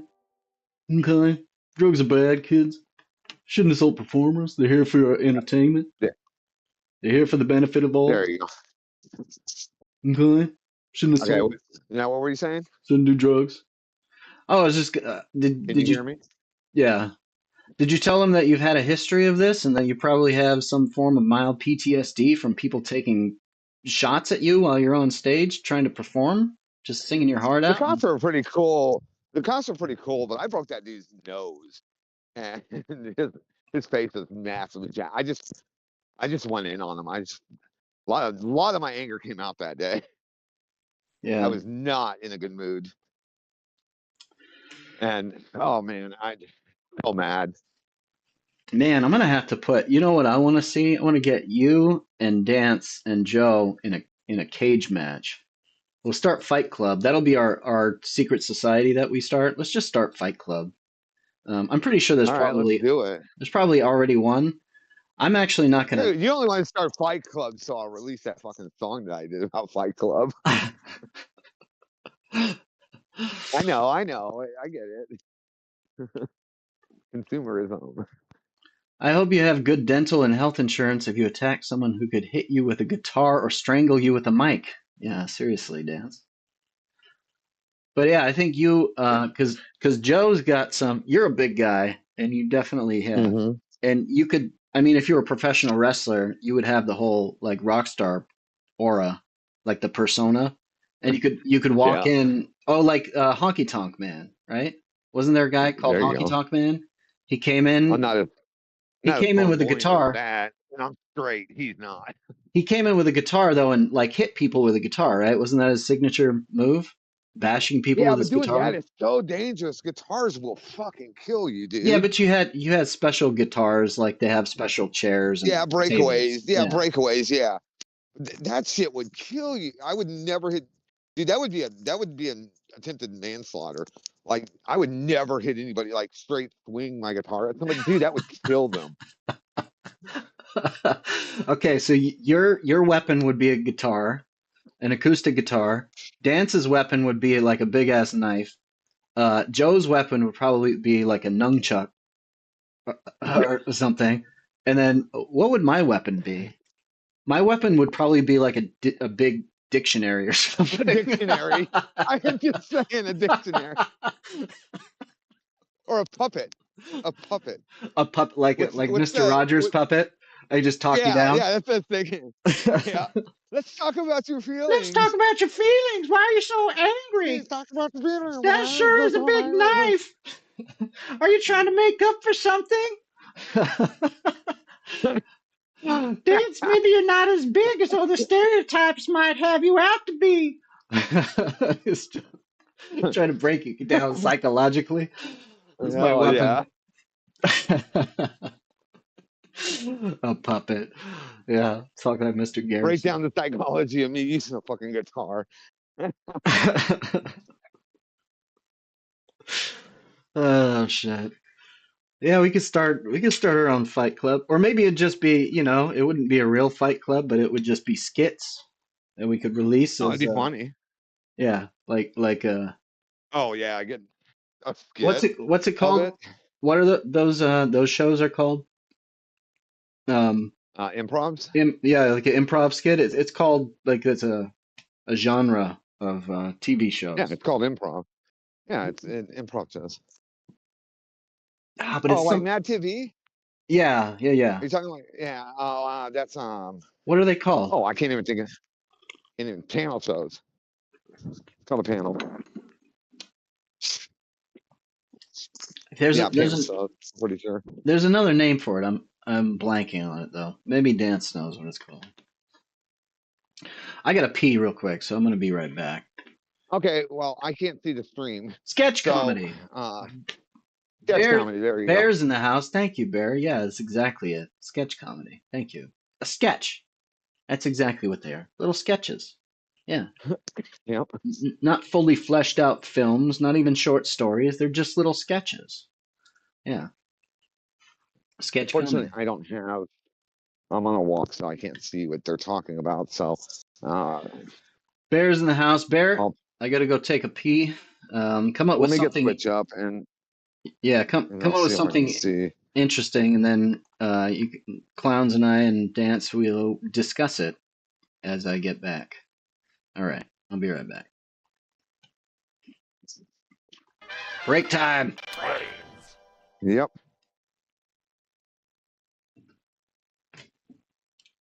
Anyways, while he's doing that, I will get this open.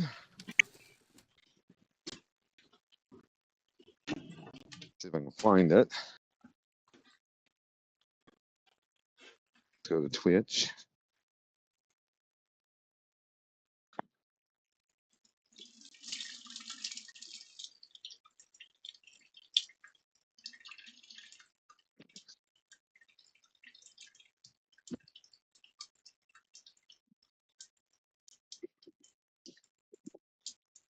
All right, I can see you guys now. So if you guys want to talk, well, I gotta mute this so I don't hear the commercial.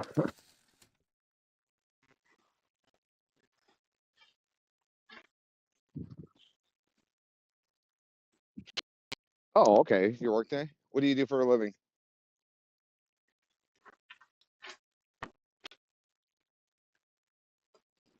That'd be infinitely more interesting than my life at this point.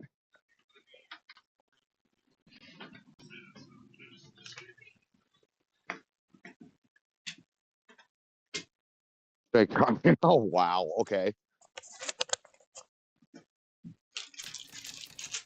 Interesting.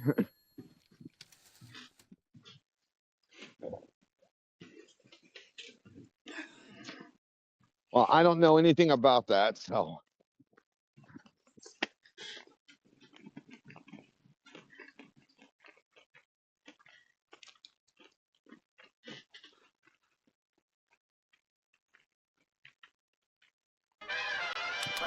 if you can see, I need glasses. I'm reading that wrong. You I got didn't new bring my glasses glasses? with. Sweet. No, I new prescription, same glasses.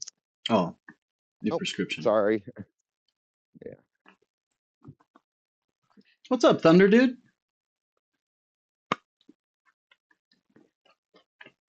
How are you doing, my man? What's new in your neck of the woods? Thank you. He feels welcome. He feels welcomed. Good. You were literally welcomed. Good. Dance welcomed you. And now I'm going to welcome you. Welcome. So I have been in this kind of low key struggle. I haven't been talking to eyeballs about it because I feel like I'm stressing my friends out. I haven't even been talking to Caleb about it or Maggie or anybody. And my friend was gone for like 2 weeks in this country, right?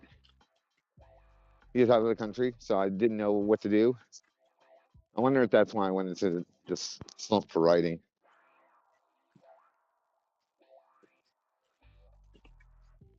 You think? Wait. Wait. So what happened? You said your friend went out of the country? Yeah, he went to, I think, Korea. Is this someone that you speak with like every day or often, or? Well, I don't know how often we talk, but yeah, Oh. quite a bit.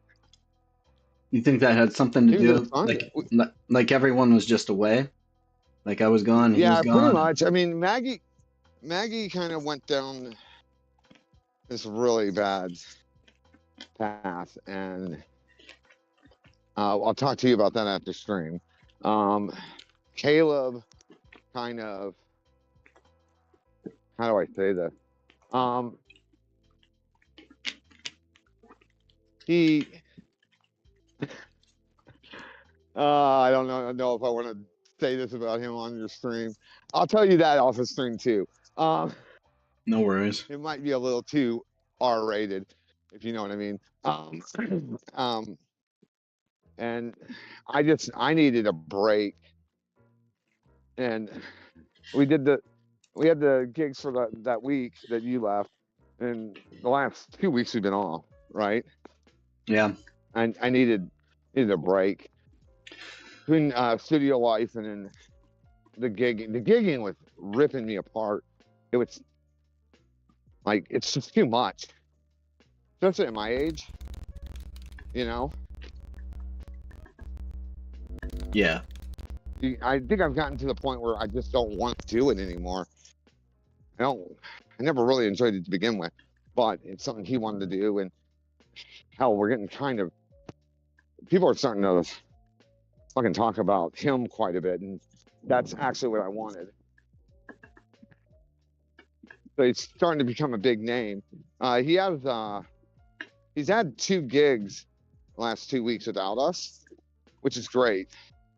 But for me, I just didn't want to do them. And with me and Maggie out of commission, he just kind of did it on his own. Went with an acoustic setup. And it was quite hilarious, I will say, because I went to it. Hilarious. What the hell? Hilarious? Is that a compliment? Fucking crazy psycho. What's up, What the Nitro? fuck is wrong with? Oh, sorry. Somebody almost hit me with their car. All right. Well, stay on the sidewalks. Dude, in the middle of a big parking lot, and they came barreling right at me, and I jumped behind this big pole. They damn near clipped the pole. Okay. Anyways. So we got Hey. Thunder Dude and Nitro Gold in chat. What have you been doing? Yeah, tell us about it. What kind of interesting thoughts do you have for me today? Because Clowns and I, we're kind of on empty right now, so we're gonna need you to fuel us. So give us something, maybe a news story, a current event, a philosophical work that you've read, anything. Just give us something to bite down on, something to sink our teeth in. We're hungry for something, and we don't know what it is. So help us out. So I can give us something to talk about. Thunder Eyeballs Dude- went down the path of AI. Oh yeah? Okay. What is she doing? What is she using it for? Writing? Thought organization, but it Thought organization? That sounds dystopian AF. Well, she has a hard, her thoughts are all over the place. You know that. Yeah. Anyway, so she thought she can get it to help her organize her thoughts so she can get her story together, and Okay. that's what she's been doing for like the last 2 weeks, and she found out how limiting AI was really quick, like super quick. She's just like, it's stupid. It just loses everything. Like it's retarded. Like it tells me one thing and then it says something completely opposite like the next minute, and I'm like, yeah, that's AI. It just tells you what it thinks you want to know at any given moment. Yeah. Has trouble holding on to lots of different like context. It has trouble hanging on to context. Yeah. Thunder Dude's been selling moped speed limiters. Dude, Thunder Dude, you should sell those in. Where do you sell them to? I was in Vietnam recently, and everyone had a moped, so I bet that would be a Vietnam, not Korea. That's right. You're in Vietnam, not Korea. Yeah.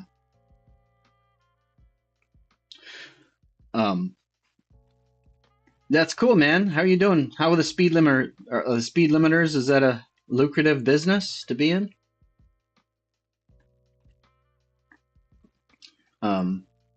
Dance is going to bed. Dance, if you're still around. Sweet dreams, my friend. Thanks. Dance, love you. Catch you later, man. Good talking to you, man. And Bear's still lurking. Cool. Well, we can just chit chat. It's not a big deal.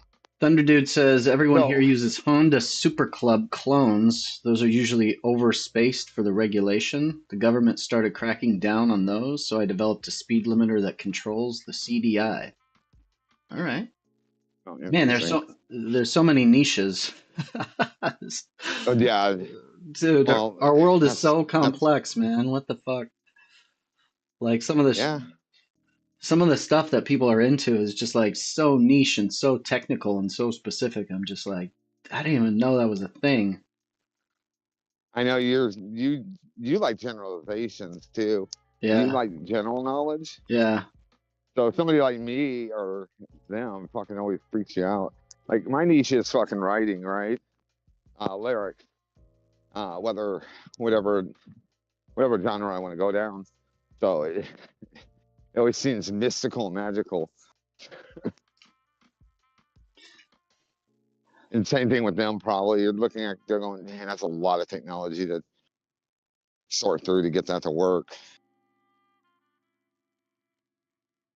Wi-Fi lock, tracking, and speed limiter. That's interesting. That's an interesting phrasing. So, a Wi-Fi lock. So it actually serves as a way for people to not be able to like steal your moped and like so it locks the engine or something somehow. So it's almost like a low jack, like a security device as well as a speed limiter. Oh, Is that what you're saying? there's something we can talk about. So a friend of mine thinks that my bad luck's rubbed off onto him. Forgot about this. He's one of my best friends. I've known him for, I don't know, That's years. fucked up to say. Even if you think that, that's fucked up to say, to tell your friend that. Your bad luck is Well, rubbed he off just, on me. It's like, dude, well, the dude I already understand has why he bad said that. luck. But if he thinks and you think that you already have bad luck, then you're just adding more shit to like now your bad luck is spreading. Like that's even worse. Like it just feels bad, right? Like fuck His you. mom, he found out, well, his mom had to go off to Chicago or whatever for treatment. She found out she had cancer. Fuck. And yeah, and he's like, he's blaming me for it. I'm just like, dude, I didn't give her cancer. He's like, dude, look at your fucking life and blah, blah, blah, blah. And he kind of ripped into me, and I'm just like, yeah, he's worried about his mom. That's all I could think of is like, it's freaking hard to deal with something like that. But she had to go to Chicago for treatment and shit. And How old is he's she? like freaking out about it. She's a little bit older than us. Mhm. So kind of young for cancer. Yeah. That's a bummer. Yeah. Yeah, no, I don't think your friend should have. I mean, I know your friend was like looking for a reason. Yeah. We're always looking for a reason when tragedy strikes, like humans are not good at just not having so a much has story. surrounded me in the last year. I get why he said that. I'm like, dude, I get it. I really do. Like, how do you deal with something like that, Yeah, but also kind of fucked up. It's not like you don't Especially have. whenever you've seen. It's not like you don't have enough guilt on your fucking shoulders from like, oh, your kid's dying. And even if it's not like it's not your fault, but we still hold ourselves responsible. Like I still hold myself responsible for my dad's death, even though obviously it wasn't my fault. But it's like you still have Right. tons of guilt, and then he's gonna put even more guilt on you for other people. It was like, Jesus, come on, dude, that's fucked. Yeah, well, that's how people are. People tend to blame people for shit that they have nothing to do with. Yeah, Thunder Dude They says just can't deal with their own. Yeah, Thunder Dude says the world has to be fair. Yeah, we kind of feel like it's supposed to be. It's not fair, but we try to make it fair, and so we create these explanations to give ourselves comfort. I'm pretty sure that's what Thunder Dude means. The world has to be fair for us personally, so Yeah. we create these stories and explanations to make ourselves Well, we also feel don't like the world is accountability fair. too. We don't like accountability either, so we try to shift that blame on the other people, personal accountability. Yeah, we don't like that either. Yeah, you're right.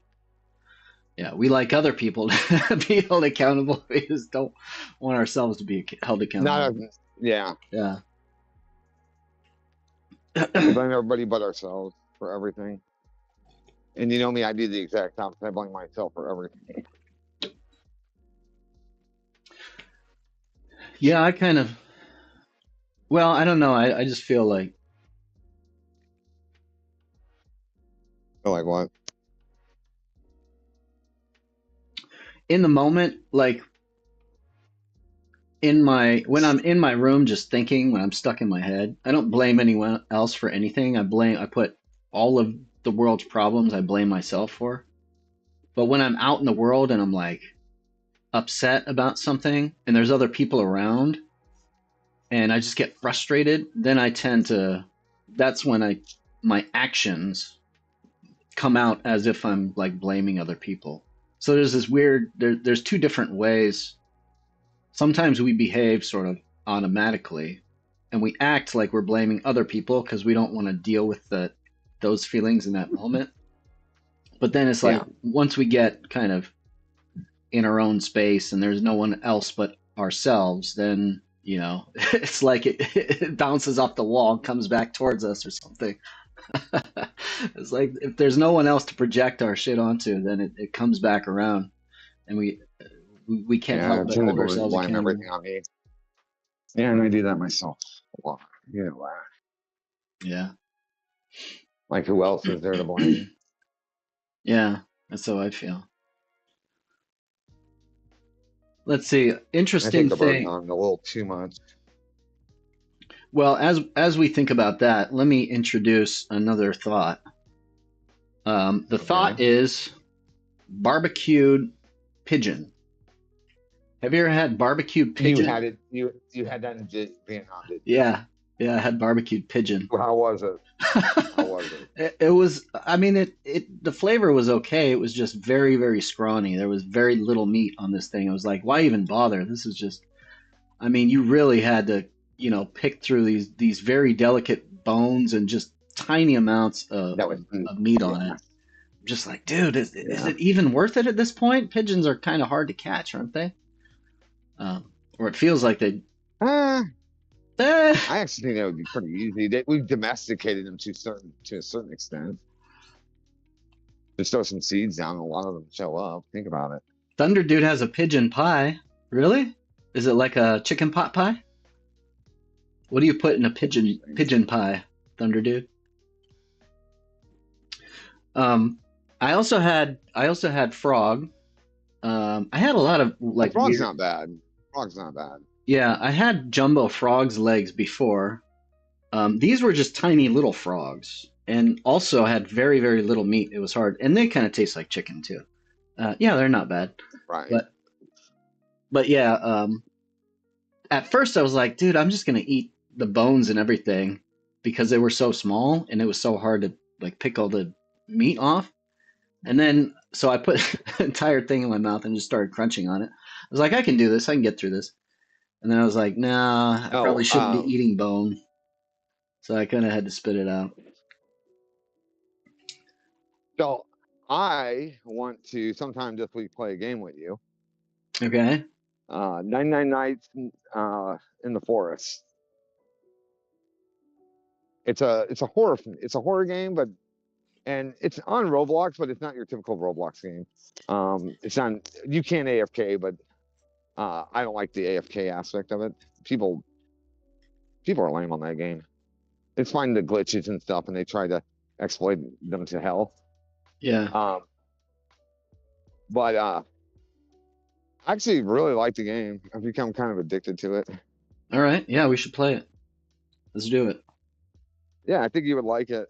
I think it's the only thing that's keeping my mind kind of halfway sane at this point. If that makes sense. Yeah, we can do it tonight or tomorrow. I just have to download the game. Thunder Oh, Dude. tonight. Tonight? Well, you just have to download the Roblox app, honestly, and it's really not that. It's a really small download. It takes like 2 minutes, Oh, okay. and then go. You have a vehicle. I don't want to get hit. Thank you.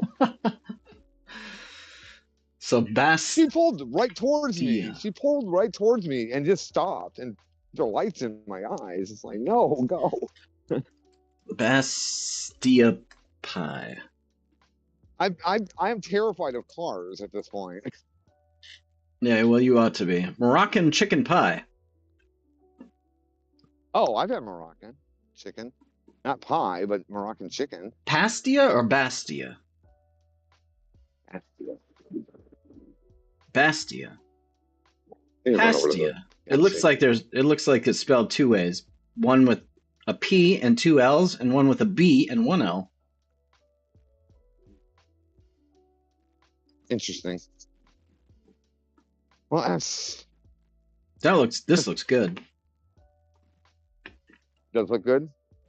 Well, this picture of it, it's like this really flaky crust. Is it on your stream? Yeah. Let me see. No, I don't have the stream up. Hold on. Oh yeah, I do. No, I don't. Refresh. Means This I one got ha- another commercial. This one has Right. almonds in it. Yep. Well, you see, have a lot of commercials on your stream today. Just saying. Dude, fuck these stupid commercials. That's why we need to build our own platform, man, because we need to get off this fucking advertisement. Like, You know, monetization scheme. Like, this is not what we need we to get away from. It's not just that. It's got to get out of this bubble that we have for social media. Yeah, exactly. Is what we need. Honestly, Yeah.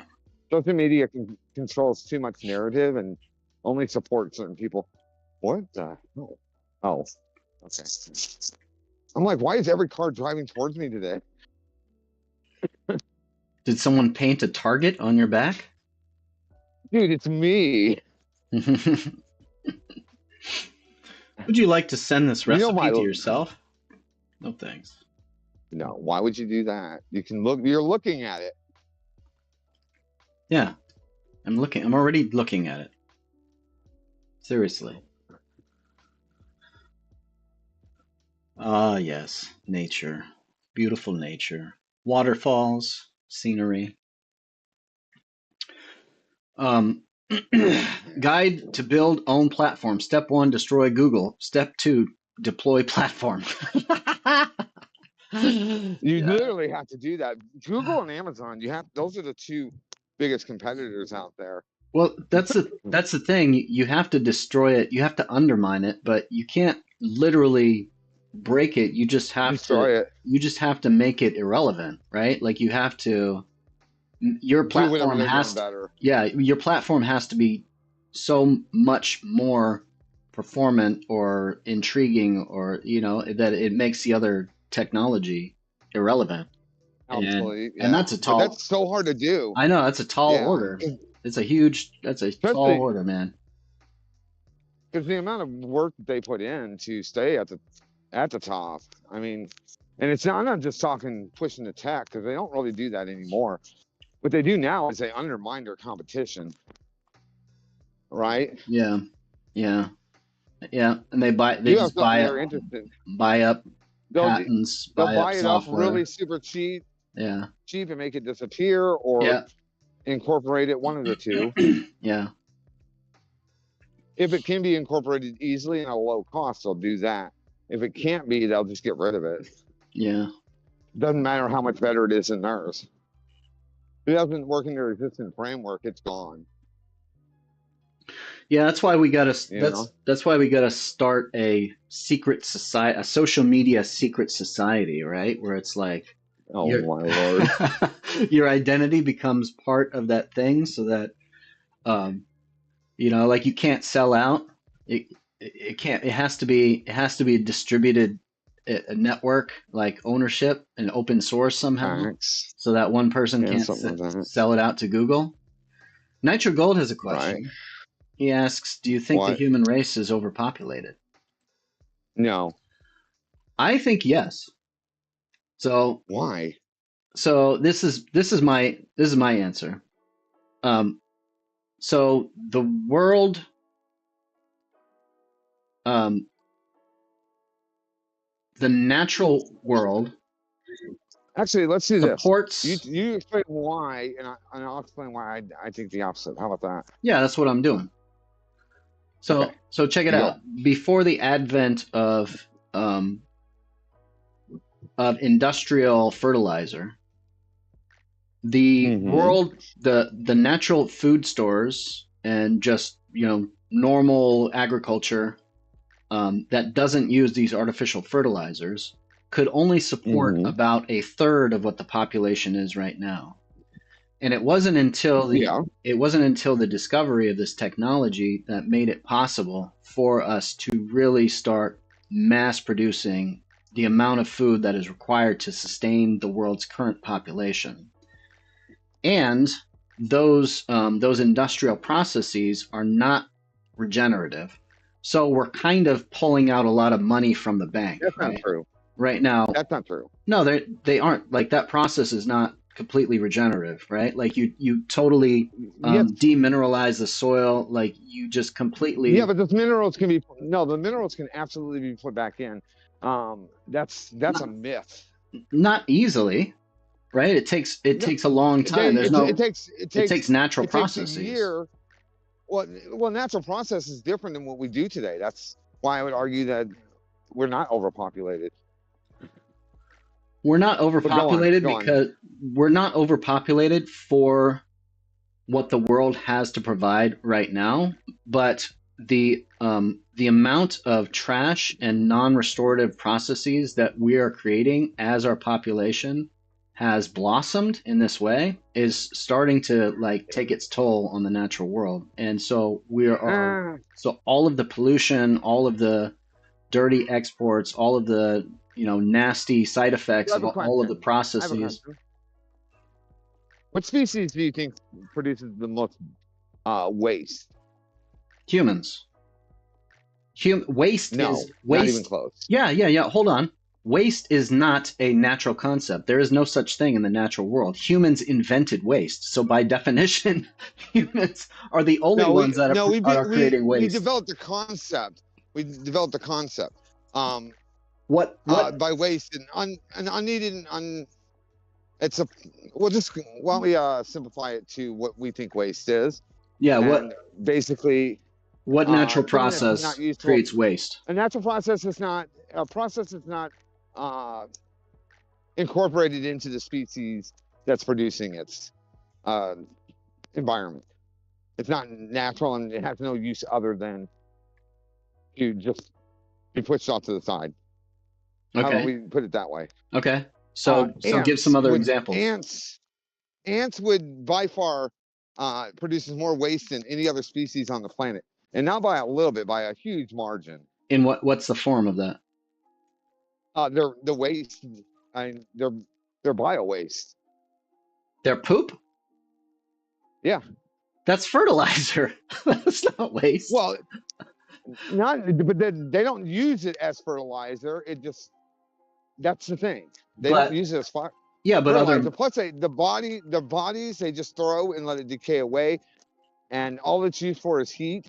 And then they eventually abandon the ant colony location whenever it becomes too massive. So you don't think that other microbes and other organisms utilize the natural waste of ants? Everything humans do can be used by other biology on our planet too, but we consider it waste. Well, okay, so that's right now. And I'm even talking plastic. Plastic can be used by some microorganisms. Yeah, there's one form of mushroom. Even by your definition, that humans aren't that wasteful. Okay, how many species of mushrooms and microorganisms can naturally break down plastics? And styrofoam? And you just answered that one. And styrofoam. You just answered that one. Yeah. But that's all you need. That's only one that we know of. No. To have a healthy ecosystem, you need a very, very diverse range of organisms that all. Not necessarily. That's not true, though. If you want, we think that's true. If you want an interesting ecosystem, right? Well, yeah, but all an ecosystem needs to do is thrive and survive. If one species thrives and survives, that's all that matters to that species. If you don't have, humans are no different. if you don't have a very diverse number of organisms, then you only have, say, you only have two species in an ecosystem, right? And it forms a closed loop. Yeah. Everything that one species wastes, the other uses as an input, and then vice versa, right? So you have Yeah. two species. So let's imagine them being in an environment. If you only have two species in that ecosystem, and say there's some natural process, right? There's an ice age or something where temperature changes, um, make it so that one of those two species can't survive, then both die. So the Well, it depends on resilience, which one. so the And if resilience, there's no, no, other, no, no, no, no, it doesn't matter which one because they both rely on each other, right? As a closed loop well, ecosystem. not, So if one dies, they both die. well, So the whole system depends on, so the system is not resilient. So if you add well, the more organisms that you add into that system, the more redundancies you have, the more you make the whole system more resilient. So that's why you need lots of diversity in an ecosystem. well, it's not just diversity that keeps a system alive. I mean, I can tell you this for a fact. Like, in a billion years, there's not going to be anything on Earth. Everything will be dead. So, I mean, it doesn't matter how diverse it is. Everything has an ending, right? Why is that important to this Why is that discussion? important? Why is that important to this discussion? Because you're basically saying that everything dies eventually, so it doesn't matter. Well, we're talking about, well, So, no. so nothing Actually, matters. well, the only species that we know, I mean, the only place that we know that there is life and this diversity is here. So the only examples we give are that of diversity. We don't know if that's the only thing that uh, lets life thrive, you know? Other than bacteria, we know there's a lot of bacteria in the universe. All right. Well, Thunder Dude says, But why is it important? Because change is inevitable. And to any environment, no matter how diverse it is, one small change can devastate it, but also one small change can make other species thrive. And the dominant species changes throughout time. We know that. At one point, it was plants and algae. yeah, Now, so the basic difference between our worldviews is that you see humans as just a natural part of the evolution of yep, the planet and all of the waste that we talk about, even though we can see measurable scientific problems for our biology and all this other stuff. Since we are part of nature, this was just kind of inevitable, and we're moving towards something, even if we don't understand it right now. It doesn't yeah. mean that it's wrong necessarily, which Well, I mean, every species produces waste. I can kind of see that, but inevitable. I can kind of see that, but it just feels like most of what we're doing as a species is just out of ignorance, and it just feels like it feels absolutely. it feels all very dark and foreboding to me. Like I think that all of our and that part I would not argue with you on that, but I would argue with you on the fact that we produce more waste than any other species. That's just not true. Actually, how do I explain it? The amount of waste we actually produce is actually quite small, and we think we have a waste problem because in the 90s, New York City had a waste problem. So they wanted. Dude, trust me, we have a waste problem. We definitely have a waste problem. But it's not on the scale. It's not on the scale that everybody thinks that we do. If Oh, we stopped shipping this shit out of our country and just take care of it here and bury the shit, the amount of waste that the U.S. produces the size of Rhode Island could take care of most of it. So I just think it's kind of ridiculous that we make it sound like we produce so much waste that it literally would cover the entire country. No, we could take care of it in a small subset of our country. Instead, we just ship the shit out, and then they don't have any of the regulations we do. So the shit ends up back in the environment and becomes wasteful and toxic to a lot of species. If we stop doing that shit and stop recycling, what we call recycling, which is what we call it is recycling, all we're doing is sending it out for them to take a little bit of it and sell it back to us, the reusable part, but most of it they just throw back into the ocean, or they throw it back into the environment, and it gets spread throughout the world that way. So if we really cared about the environment, we wouldn't send it out of our country. We'd bury the shit here in our country. And literally, we have so much land in our country that's not being used by people that it really would not inconvenience Americans in any way. But the expense is a lot higher because you'd have to transport it to that place. Instead of transporting it across the world, though, it'd still be cheaper. You know what I'm saying?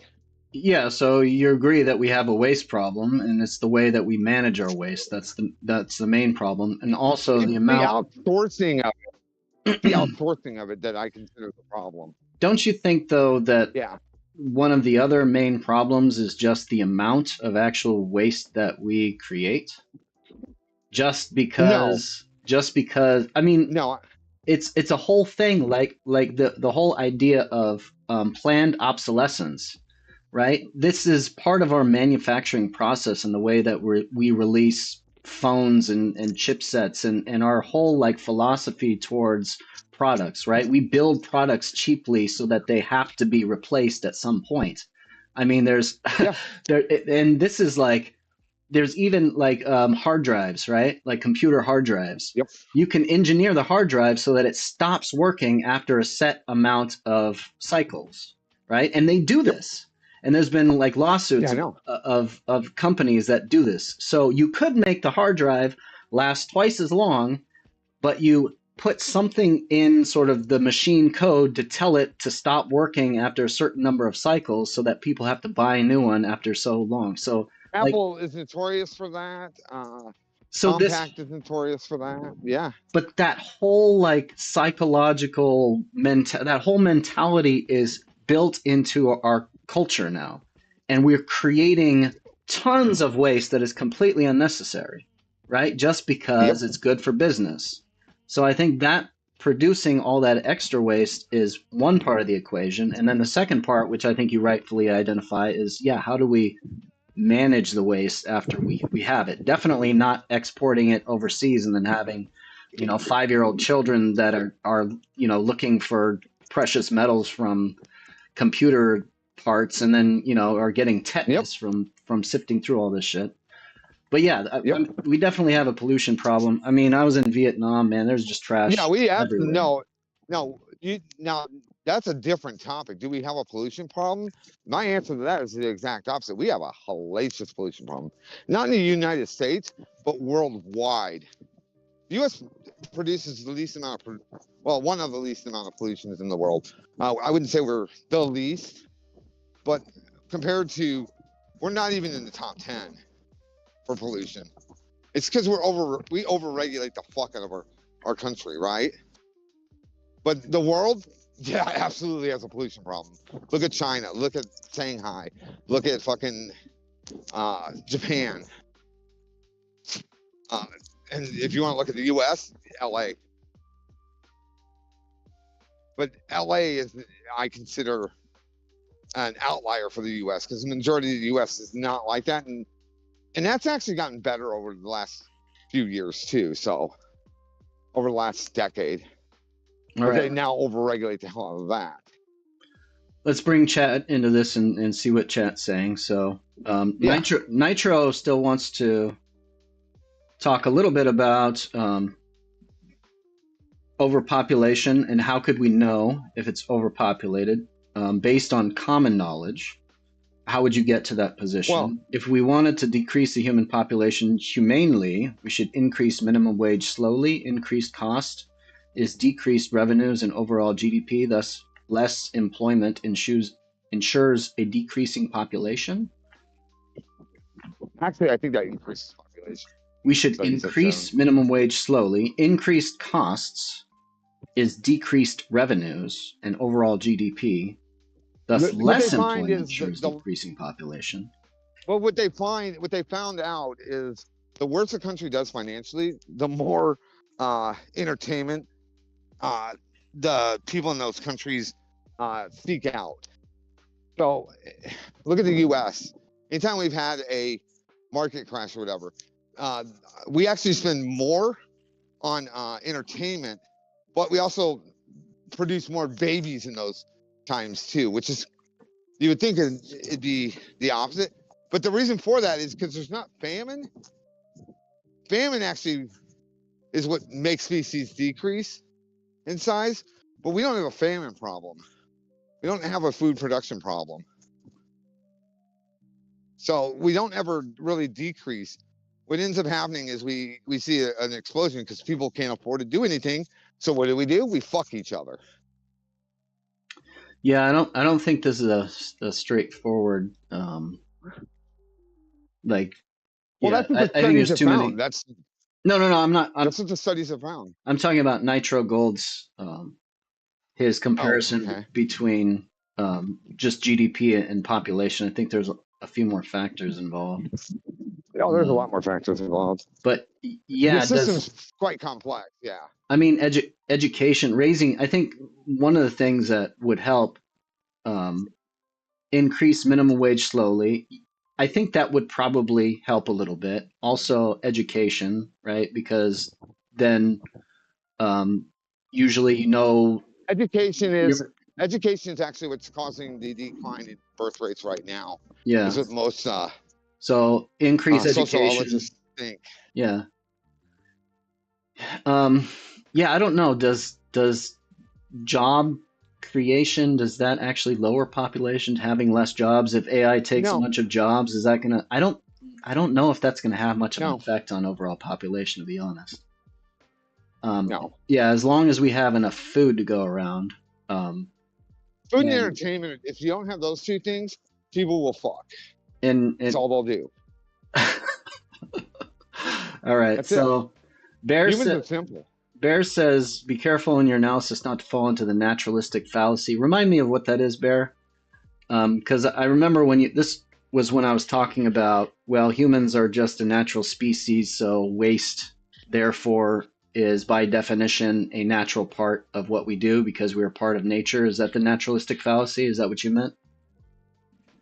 And I wasn't expressing that as a personal belief. I was just as a steel man. Part of my argument. Yeah, as a steel man.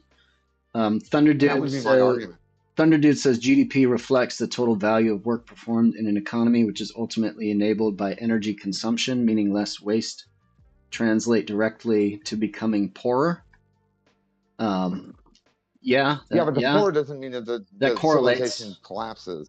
It doesn't mean that civilization collapses. But it's there's modus ponens and modus tollens, and so like that's true, but the reverse is not true, right? Becoming poorer does not translate into less waste necessarily. Well, I don't know, maybe. I don't trust ChatGPT. ChatGPT gets a lot of shit wrong, and it just tells you what it thinks that you want to hear. I have a big problem with the AI. You can increase wages by allowing more of the capital to be wages, but you still produce less. You still have less purchasing power. I'll give you an example of why I don't trust it. Feed it one of my songs and ask it to tell you what the fucking lyrics are about. I guarantee you it will come up with some bullshit fucking analysis of what it actually means. Yeah, Thunder Dude makes a good what you're actually saying. Thunder Dude makes a pretty good point, I think. He says you can have infinite jobs if you decouple work from capital. We don't have jobs because the value of work is judged through the lens of capital. Yeah, I think that's true. Yeah, we could put people to work doing all sorts of things right now if we had a different sort of definition about what work was and how we were going to remunerate them for it. Oh, so Bear says, yeah, the naturalistic. So basically, what I said, the naturalistic fallacy is assuming that if something is natural, it must be good. Natural is squishy to define, anyways.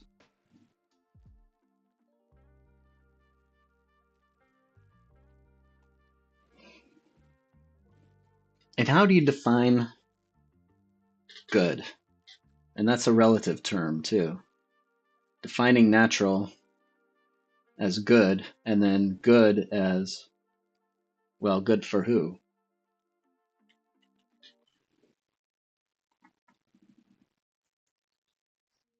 I'm not sure if I lost clowns, but getting silence over here.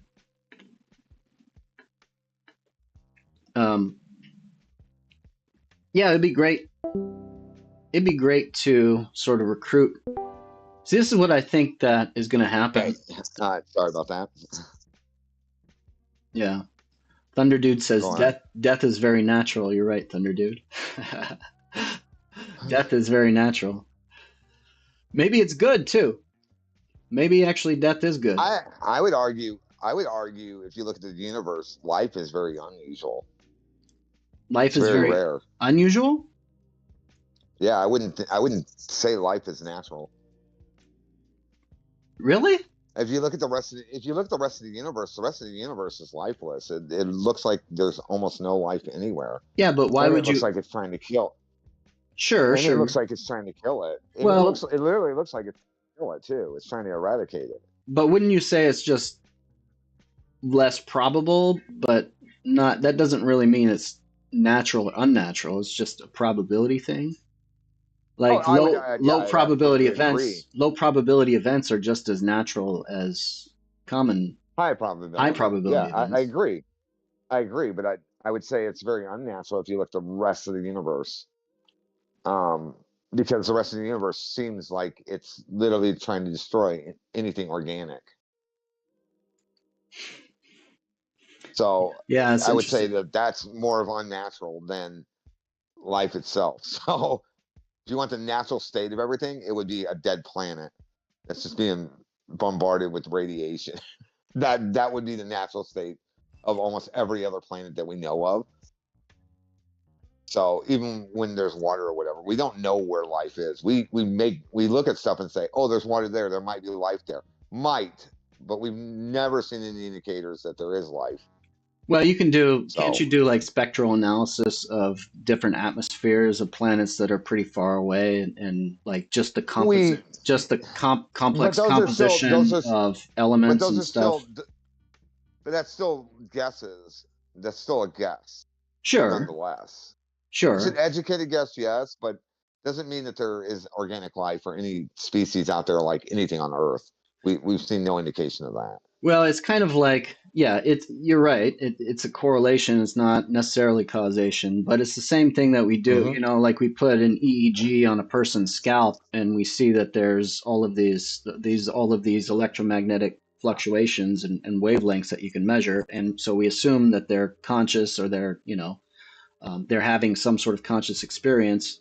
Though that correlates, different types of wavelengths correlate with different stages of sleep and mental activity, and so we can measure people from the outside, and we assume that they're asleep or they're awake or they're at least conscious. And so it's kind of the same, right? We can't know necessarily from a subjective first person point of view what their states are, but that's the best we can do. And so, um, Yep. by, I don't know, just being charitable, or just being, I guess, if you had to bet, right? If you had to put money on it, would you say that this is a signature of life on another planet? I think there's a lot of scientists that would say, yeah, if I had to bet money on it, I think that we have enough. Actually, We have enough instruments. that's what actually a lot of them I don't think would make that bet because we just don't know enough. We can look at our planet and make like educated guesses, but like we don't know enough about the universe to make those kind of guesses and be like concrete in them. That's kind of the problem. Because we're limited on the species we know of, not of every species to ever exist. either. We don't even know that on our own planet. So there could be species that pump silicone out, and that's a natural thing too. We don't know. Um, so we, water just seems like, oh, everything has to revolve around water, just because that's all we know for life. You know. So we can look at that and say, if there's water there, there's probably life, and that's literally what most of them say. Yeah, sure. So, There could be life in other forms, but at least it feels like we know that there's signatures of water in many other places, and we know that at least in our form of life, water was a key ingredient. And so we might say that our form of life, even if it's not locally very common, in terms of like the Milky Way galaxy, because of the scale and size of the universe, that it ought to be the case that it should be likely, even though we can't make direct measurements of it. but the problem I see with it, this is the problem I see, mathematically speaking. Life seems to be very fragile. Um, it doesn't take much to completely destroy an ecosystem, whether it's man-made uh, or, or a natural event, whether it's cosmic rays or whatever. Radiation seems to destroy anything living. Just about. There's a couple of organisms that we know that don't. The problem whenever Yeah, you look at the universe, most of the universe is producing so much radiation that it would literally destroy any life. Even in places where they see that the amount of radiation, they see water, they always just assume life exists there. Even though if you look at the radiation that's being bombarded in those sections of space, is enough to destroy any life that we know of. So to make that, I think that they just look and see water and they go, life might be there. Yeah, life might be there, but if you look at the radiation that's happening in those sections of space, most likely life isn't. We're actually very lucky. There's not a lot of radiation in the arm of the Milky Way that we're in, compared to a lot of the rest of the Milky Way. We're actually quite isolated. Um, so we're very lucky that we're where we're at. But there's also a reason years, or what is 100,000? Is it 100,000? Yeah, every 100,000 years, there's always a natural event that happens that wipes out massive amounts of species on our planet. What is it? Every couple million years, there's devastating things that happen to our planet. So life is very fragile, and we can look at the total ecology of the planet Earth and see that. Like, there's been times when life's almost been completely wiped out on our planet. All right, let me Not cut once, in. twice, but Let me like, let me cut in. Let me cut in.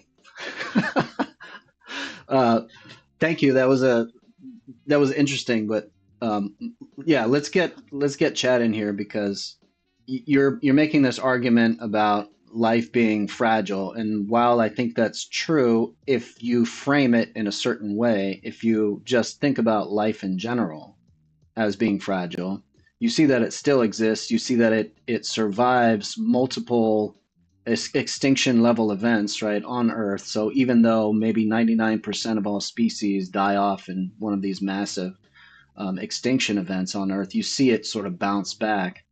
And there's also, there's, like you mentioned, there are certain forms of life that will actually thrive in very high radiation environments, right? You've got extremophiles down at the, yeah, at the vents.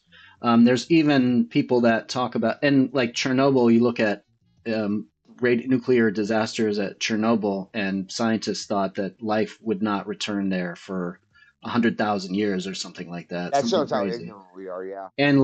life is totally flourishing. Like there's local deers that are back there. There's trees and there's all sorts of life that has retaken over that entire space. And then there's also, some origin of life researchers are talking about how if you kind of look at the trajectory or the time frame of life to evolve, it almost makes more sense that life actually evolved prior to its existence on Earth in some form, right? If you just look at the natural sort of curve of what you would expect, given if you just extrapolate the curve sort of Oh, backwards in time, a lot of no, them a absolutely, lot of yeah, them predict that maybe some of the precursors to life are actually existing in outer space, yeah. on asteroids, and it's actually spreading out, or it's starting in this very, very like extreme, maybe radiation rich areas, right? So I don't know, man. I don't. If you look at the whole like totality of life, I mean, I agree with you. Hmm. I agree with you in But you don't. certain But you don't species. at the same time. And the thing is, I agree with myself, but I also don't either, because that's kind of was my point. Is what we see isn't necessarily what's in the universe. We don't know. We know very little about our universe. Very little. We like to think that we know a lot, but there's so much we don't know, Yeah, and and that's I kind of the mean, problem. maybe life could even, maybe there's life that exists in higher dimensions as well. Like we don't even like we're confined to, the space Well, time I mean, continuum. when one of the things I like to look at is like causation chains, which is the flow of time, right? And I kind of broke this down for you at one point. Uh, and causation chains move at different speeds depending on where you're at in the universe, the amount of mass, the speeds at which those galaxies are moving, so on and so forth. That time is not a universal thing. Causation chains are not universal. They don't move at the same rate everywhere. They're fast in places that we do not have even a handle or understanding on time itself, right? All right, Thunder Dude, it's nice talking to you. So for us to sit there and say, well, how would that affect life itself if causation chains are sped up in certain areas? We don't even know that. So to sit there and say life is unlikely or even I know in our Pacific environment is kind of what I'm saying. Yeah. Time is one of those that I love to use as an argument for this stuff, because time is a variable that nobody ever takes into account, Yeah. and it plays a big marker in most species. So floating around in space with nothing around it, time slows for it. So yeah, absolutely, species could be thriving and we don't even know it because there's nothing around it, and it's a slow progression. The causation chain is so slow that we wouldn't even notice it, you know? Yeah. And then again, you have areas where it be so fast that we wouldn't even notice it because it's just too fast for us, right? Yeah, if you look at the superstructure of the universe, it seems like locally there's all these sort of these pockets, but you do see this kind of uniform distribution, right, of Uh-huh. matter and energy, where even though it's not evenly distributed locally, you see this kind of superstructure sort of emerge. So Yeah. you see an overall distribution of where life might be. And I think that, life is going to be concentrated at these Goldilocks zones, and those Goldilocks zones are probably evenly distributed in the universe, and maybe they're kind of, it's those pockets, those little zones are far from each other. They're like far enough away from each other where that life doesn't actually find out about the other life for maybe long periods of time. Maybe you have to be a type 2 or type 3 civilization if that's even a thing. And maybe that could Yeah. partly explain the Fermi paradox. Is just, well, the pockets where life is concentrated just are naturally distributed away from, you know, or Each other. away from each other. I don't know. What do you think about that? No, I actually that's actually been argued about the Fermi paradox. Yeah. The space is so vast, right? That I mean, it's kind of hard to judge everything as a whole. We can get the structure of things, but like going from a macro view of the universe to a micro is beyond us right now. that's my biggest argument for it, is we just don't know. We can only make assumptions based on what we've seen, and that's kind of my argument. What we think is normal for life could be the exact opposite for the rest of the universe. You know, viruses might be the most common thing out there. And viruses, there's just as many viruses as there are other organics, and viruses are considered non-living, right? Yeah. So, I mean, there's stuff that we just don't understand. Viruses are one of the things we really don't understand. They just seem mechanical, and they can mimic life, but we don't consider them life, right? And this is what I'm talking. Yeah, That's what I'm talking about by they're an atypical form when of we talk about. Yeah, they're an atypical form of life, and yet they're very numerous, but we kind of exclude them from our definition of life just because it's a little bit less typical, or it's less characteristic of the life that we, I don't know, human-centric life or whatever. Right. Yeah, exactly. And and they're also dangerous to humans too. So we don't want to classify it as life, because then we try to eradicate it. So don't want to have a moral quandary there either. Yeah. So, like, I get the argument why virus isn't life. Completely get it, but it's still a mechanic. I mean, if you break us down, we're pretty much just viruses anyways. We're just like them. We just have consciousness. At least we think we have consciousness. We're still a chemical reaction going on. Yeah, we're just we're a standing wave. We're a self-reinforcing vibrational nexus or frequency or whatever you want to call it. Yeah. Yeah, and we're just a larger coherent, or more complex coherent standing wave or something. Yeah, there's no real boundaries between categories. I mean, you go from like snowflakes and crystals. I mean, those are self-organizing forms of matter that, you know, come into the world. They exist for some period of time, and then eventually, you know, they succumb to the forces of entropy and stuff. And all elements, anything that is made up of a particle is self-organizing. Yeah. It's inherent part of our universe. So it's kind of interesting that we try to like categorize something that viruses as they're not. So do we want to go back on our initial assessment of is all life natural? If there's this self-organizing quality to matter, right? Where it's sort of autopoietic. It creates itself. All these patterns emerge, and it has this sort of scaling fractal nature where you see complexity growing at different scales. And life in itself is minuscule compared to the size of everything else in the universe. That would be my only argument. Like, the majority of the universe is stars and rock.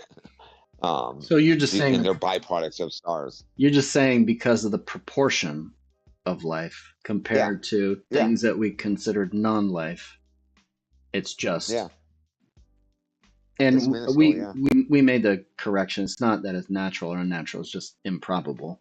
So it's not it's not a likely. Well, I wouldn't even say it's not a likely. I wouldn't even argue it's improbable. Psych for Games. He's back.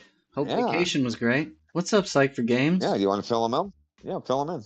You want to join chat?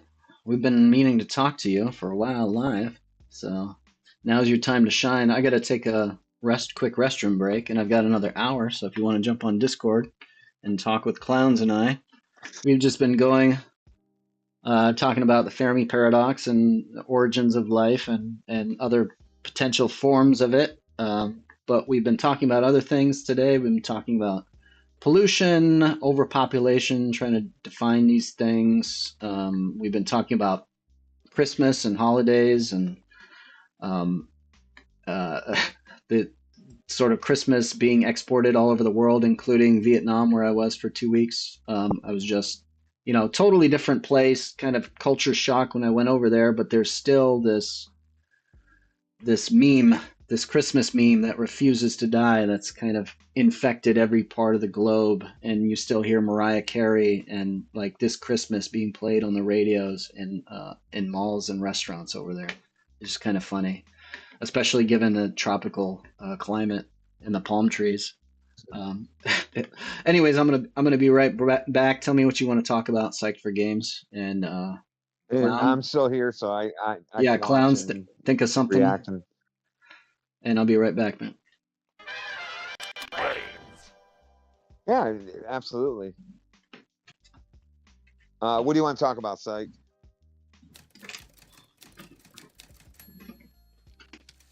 I'm game for just about anything.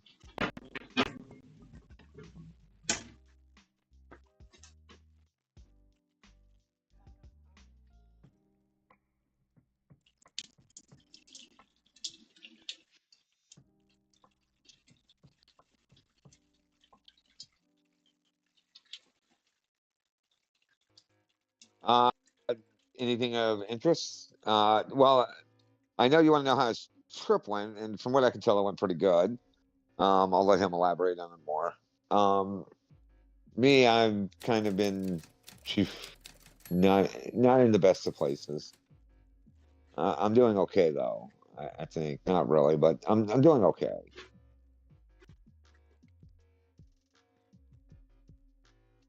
Been keeping my mind busy, doing other things. Uh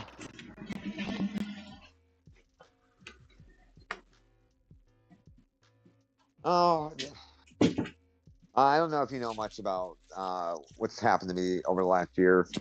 Um, it's been a rough year, and uh, just kind of, I think it's enough time has passed and it's starting to kind of sink in. Um, I had a lot of stuff happen in a very short period of time, and I kind of self-destructed. And like all things, as time goes on, you start settling into yourself. I I had three of my kids this year passed away, and then my granddaughter passed away. So I've been kind of dealing with that a lot over the last 2 weeks. So, and it looks like Roy is back. Welcome back, Roy.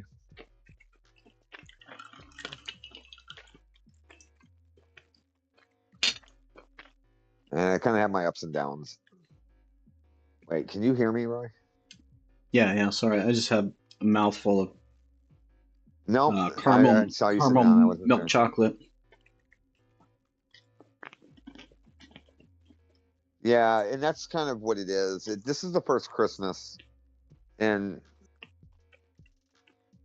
20 years that I'm actually going to be alone. Um, but not really. I mean, I still have plans next week. But it's not with family. It's with a friend. I'm going to be spending it with her. Um, but yeah, it's the first time I'm not going to be surrounded by family, and it's kind of been hitting me kind of hard. Yeah, that sucks, man. Fucking I I remember last year was the first Christmas without. Thanks. Well, I'm in his stream. I'm in his Discord, so if you ever want to talk too, I'm there. Go ahead. Sorry. I was just gonna say, last Christmas was the first Christmas I had without my dad, and that was kind of a bummer. I put my dad. He liked to drink beer. Like beer was a big part of his life, so we put some cans of beer in all the stockings in his honor. But yeah, him not being there, that was kind of rough. It's kind of rough. So having that many people that you've lost all at once, not having them at Christmas suddenly, yeah, that's a strong reminder. And so it's gonna be tough, man. Well, like this morning. I'm glad you're going Well, like this. with your friend. Yeah. Well, she's having a rough time too. So, um, but like this morning, I woke up and I just started crying for no reason. I just woke up crying. It was just, it's been rough the last couple of weeks, and I've kind of just sat down on writing and playing, and I've kind of just fallen into this. I'm doing anything but trying to think about this stuff because writing just keeps me active, but it keeps me lost in the grief too.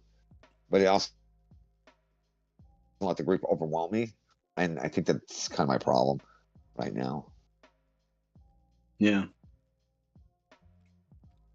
Yeah, you're right, Zach. It is. Oh, a bitch. Anyways, how are you handling it this year, by the way? Is it a little bit easier? I find that every year after my daughter passed, it still was hard. Yeah, I don't know. I mean, I'll have to talk to you after Christmas because it wasn't until like until the actual ceremonial aspect Can, that you notice it, right? can I ask you a question? Can I ask you a question? No, I don't answer You don't questions. have to answer. I don't answer questions. You don't I'm have sorry. to. You don't have. You don't have to answer this one. Is the reason that you took off for the trip suddenly? Was that part of the reason? I don't think so. No. We were just trying to find. So I've been meaning to reconnect with Joe for a while, and we were just trying to Right. figure out a good time that worked for both of us. And it just turned out that I had stuff September, October, November that I couldn't really get away for that length of time, and it just seemed like the 2 weeks in December, just before Christmas, was like the only available time. Viable. Yeah, so Yeah. I think it was mostly that. Um, I do think that probably I just needed a change of scenery, like just for my overall benefit. I think that was So, helpful. So so I don't know how to tell Caleb that I don't want to do music anymore. gigs. I don't know how to tell him. Something that I've been sitting on for like the last 2 weeks. Yeah, I just don't want to do it anymore. because you know it's gonna. He went. Well, you know it's gonna break his heart, right? When I kind of hinted at it, and he started releasing a lot of the music that I hadn't released, and um the falling deeper. He released that one. I think he did it because I kind of hinted at it. I mean, he knows I'm getting burnt out, but just don't want to do it anymore. Every time I play something, it sinks me into my kids. All the songs that I've written are all about that. That's what they're about at this point. Psych for Games says just do it straight to peel the scab. Damn. I don't know, man. Because then you leave scarring, right? If you peel the scab, then it's scarring. I tried to. You got to let it come off naturally.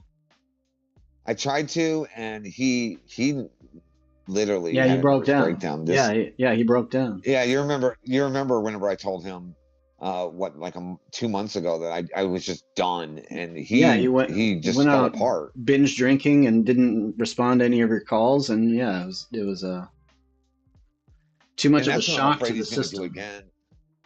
I don't know how to handle it. I don't know how to talk to him about it because he's doing better. He can get gigs now on his own, but I don't want to do it anymore. I think he needs to get his own shit up. I'll help him establish a set list and write originals for him that he can play on his own with an acoustic or whatever. I just don't want to do music anymore. I feel like I've lost it. Like I don't want to. I'm gonna cry. Oh my God, I need to stop.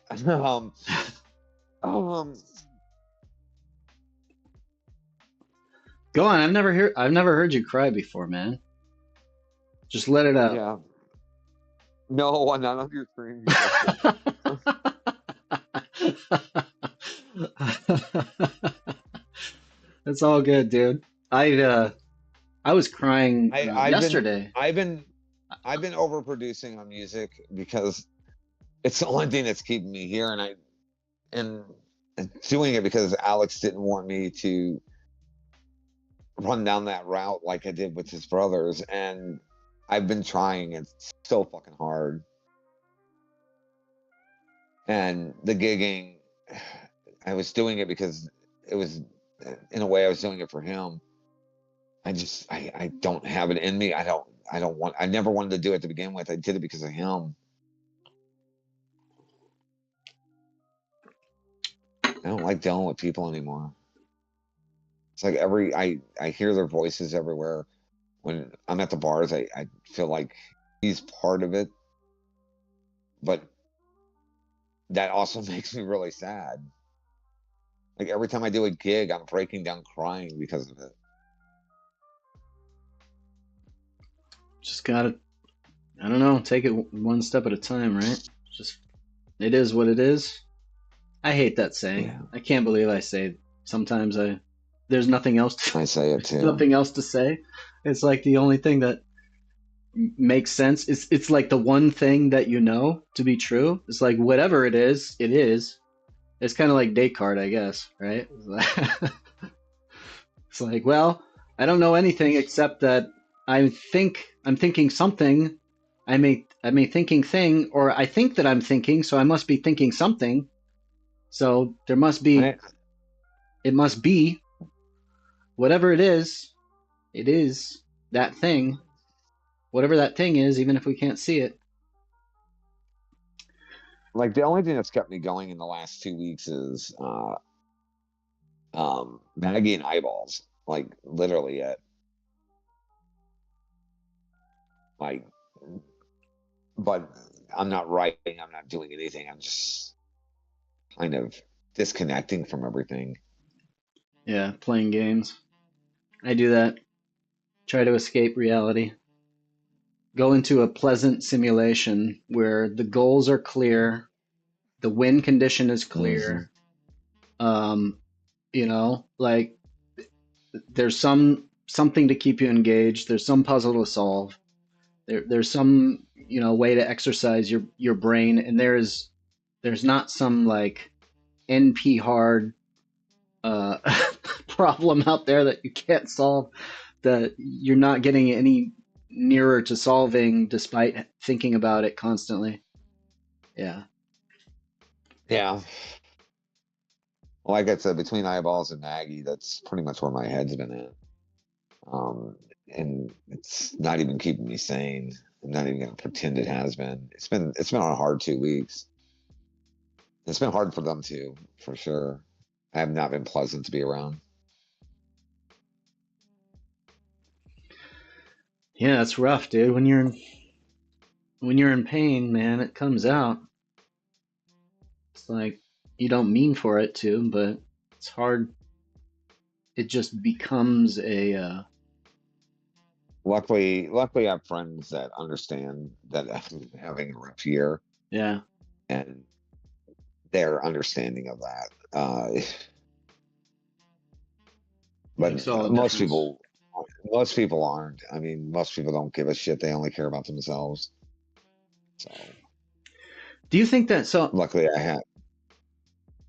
it is, I mean, it's true, but only because I think that those environments where you tend to focus on yourself have become more common, right? Like with the loss of family and the kind of retreating into safe spaces on the digital on our digital simulation of life. It just feels like, I don't know, it feels like the environments that we created have made selfish behavior kind of the norm, and almost like a logical one. And celebrated. A And lot celebrated. but almost like a logical outcome of the kinds of environments that we created, right? It's like I feel like there's nothing in our hard wiring that says that we have to be this way. And I Yeah. mean, there's plenty of history of altruism in other societies, right? That and other cultures that actually exist today in the world that are not part of sort of the, the first world, economic system that you and I are familiar with, that really still have like these values where everyone sees each other as a collaborative kind of group, like as a real tribe, where they're all happy to be part of that, and they're all happy to contribute, and they're all happy to give and receive, right? Unfortunately, unfortunately, we live in a world where, well, we live in a country, and we live in, well, the Western world has become very self-centered. Anything that makes people discomfort, they shove out of their lives. They avoid any accountability for it. They blame it on the other person. That's just society in general. Um, Really, people like you, people like me, most people who actually care about people, it's becoming a rare thing. Most people, the second any discomfort comes in, they disappear. I mean, that's just how it is. They don't I want something that makes them have to think and feel uncomfortable, you know? I have this intuition that if you took a lot of these people that are acting in the way that you're speaking about, like they are clearly acting in that way, if you took them out of their environment and put them into a more sort of like Psych for Game says, humans are meant to still be in the village. I feel like if you took them out of their current environment and put them in a village situation where suddenly they were experiencing a lot of other individuals that were demonstrating altruistic behaviors and receiving gifts from people, I feel like they would quickly assimilate into that new sort of framework. Well, that's the Even thing. even No, I, older I agree people. there. But unfortunately, the ideals that are pushed west in the Western world are not that. Uh, it's pushed to be very self-centered. Even if you've gone through tragedy and you get the kind word, but then it's an immediate distance yourself because I don't want to feel like that. I don't want to be around that. My comfort comes before everything else. That's what most people are. I sat there and talked to this kid about a week and a half ago while Eyeballs was passed out and Maggie was sleeping, and Maggie woke up in the middle of it. And basically, this kid was going through the loss of his brother, and his dad got into a car accident and they died. And we were just talking about it. And I was the only person that actually had the conversation with, because nobody wants to talk about that stuff. Um, they don't want to know that. Like I looked at him and said, "You don't want to be here anymore, do you?" And he goes, "There are moments when he feels like that," and that's stuff that people don't want to think about.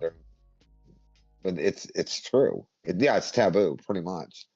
Um, and the fact that we sat there and talked about it, and he was actually able to sit there and talk to somebody and say, "Yeah, I've thought about killing myself because of it. I've thought about um, doing absolutely crazy, insane stuff,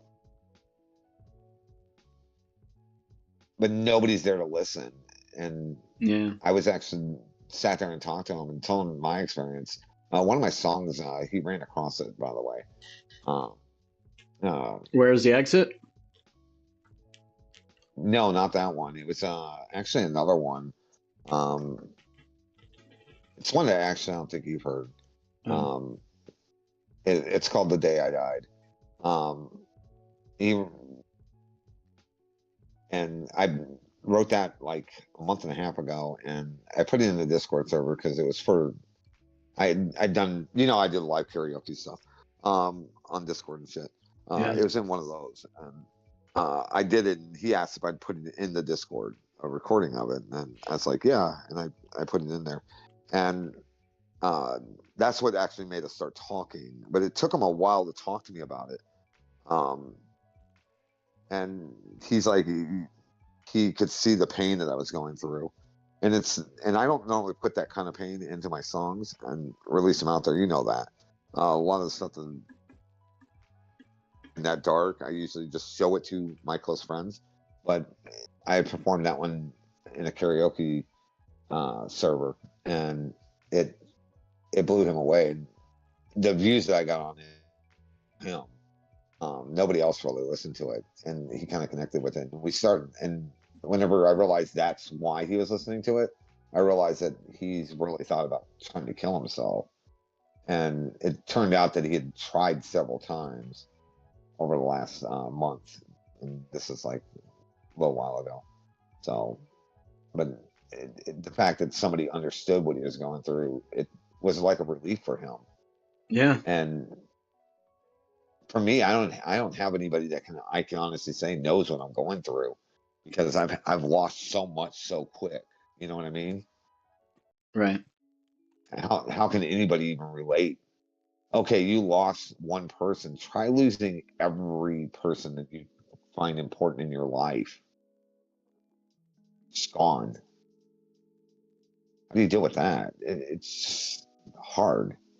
And you end up talking to Roy, who ends up being one of my best friends at this point. I do my best, man. I still, I've said it before.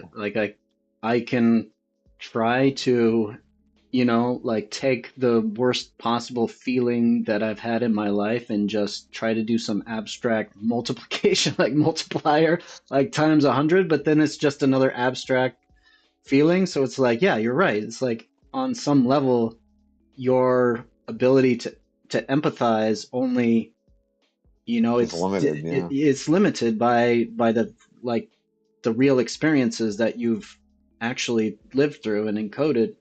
So even though I know that it must be a lot worse, and I can take I can take some of my horrible experiences as kind of a baseline and try to adjust accordingly. It's like, fuck.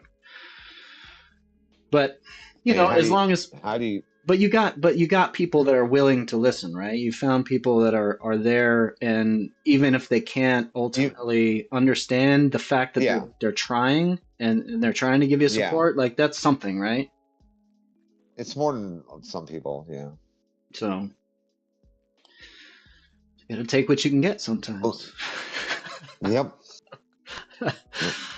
And if you can't afford a real therapist, you come on here, The Joy of Thinking, and I'll try to do as good as I can. I've seen my therapist a lot in the last couple of weeks, so and my therapist thinks I'm a mess right now. Yeah. So, Psyched for Games, what do you want this Christmas? Did you write Santa a gift list? What do you want? Song. What do you want for Christmas? I hate you. I hate you. Insider info, therapist is a mess too. I think that's kind of an inside joke, isn't it? Psyched for Games, like people that go into psychology, like they're so interested in psychology because they want to know what is wrong with themselves, which is kind of partly true for me and my wife. Like part of the reason we're interested in the brain and like psychology is like, what the fuck is wrong with me? Yeah, I think it's kind of like an insider joke, right? Your therapist got into the line of work because they had to figure it, like it was kind of a survival imperative for them to see if they could figure out themselves, and whatever knowledge they learned in that process, now they're trying to get other people to go through that same process. So trial by fire. Misery likes company. Psych for Game says, I went to school with clinicals, and there is something wrong. So many drinking nights with them. Yeah. I've been drinking a lot.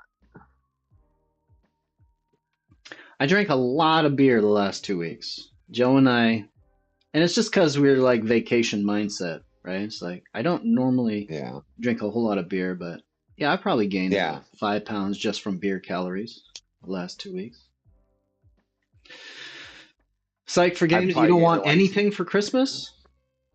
Oh, Psych for Games wants a job. Good luck, man. That's gonna be a tough one. That's gonna be a tall order, yeah. especially in the world of I don't know, psychology, Actually, therapy. that's probably the holiday season is the time for that. The holiday season, A lot yeah, of people like me out there. Yeah.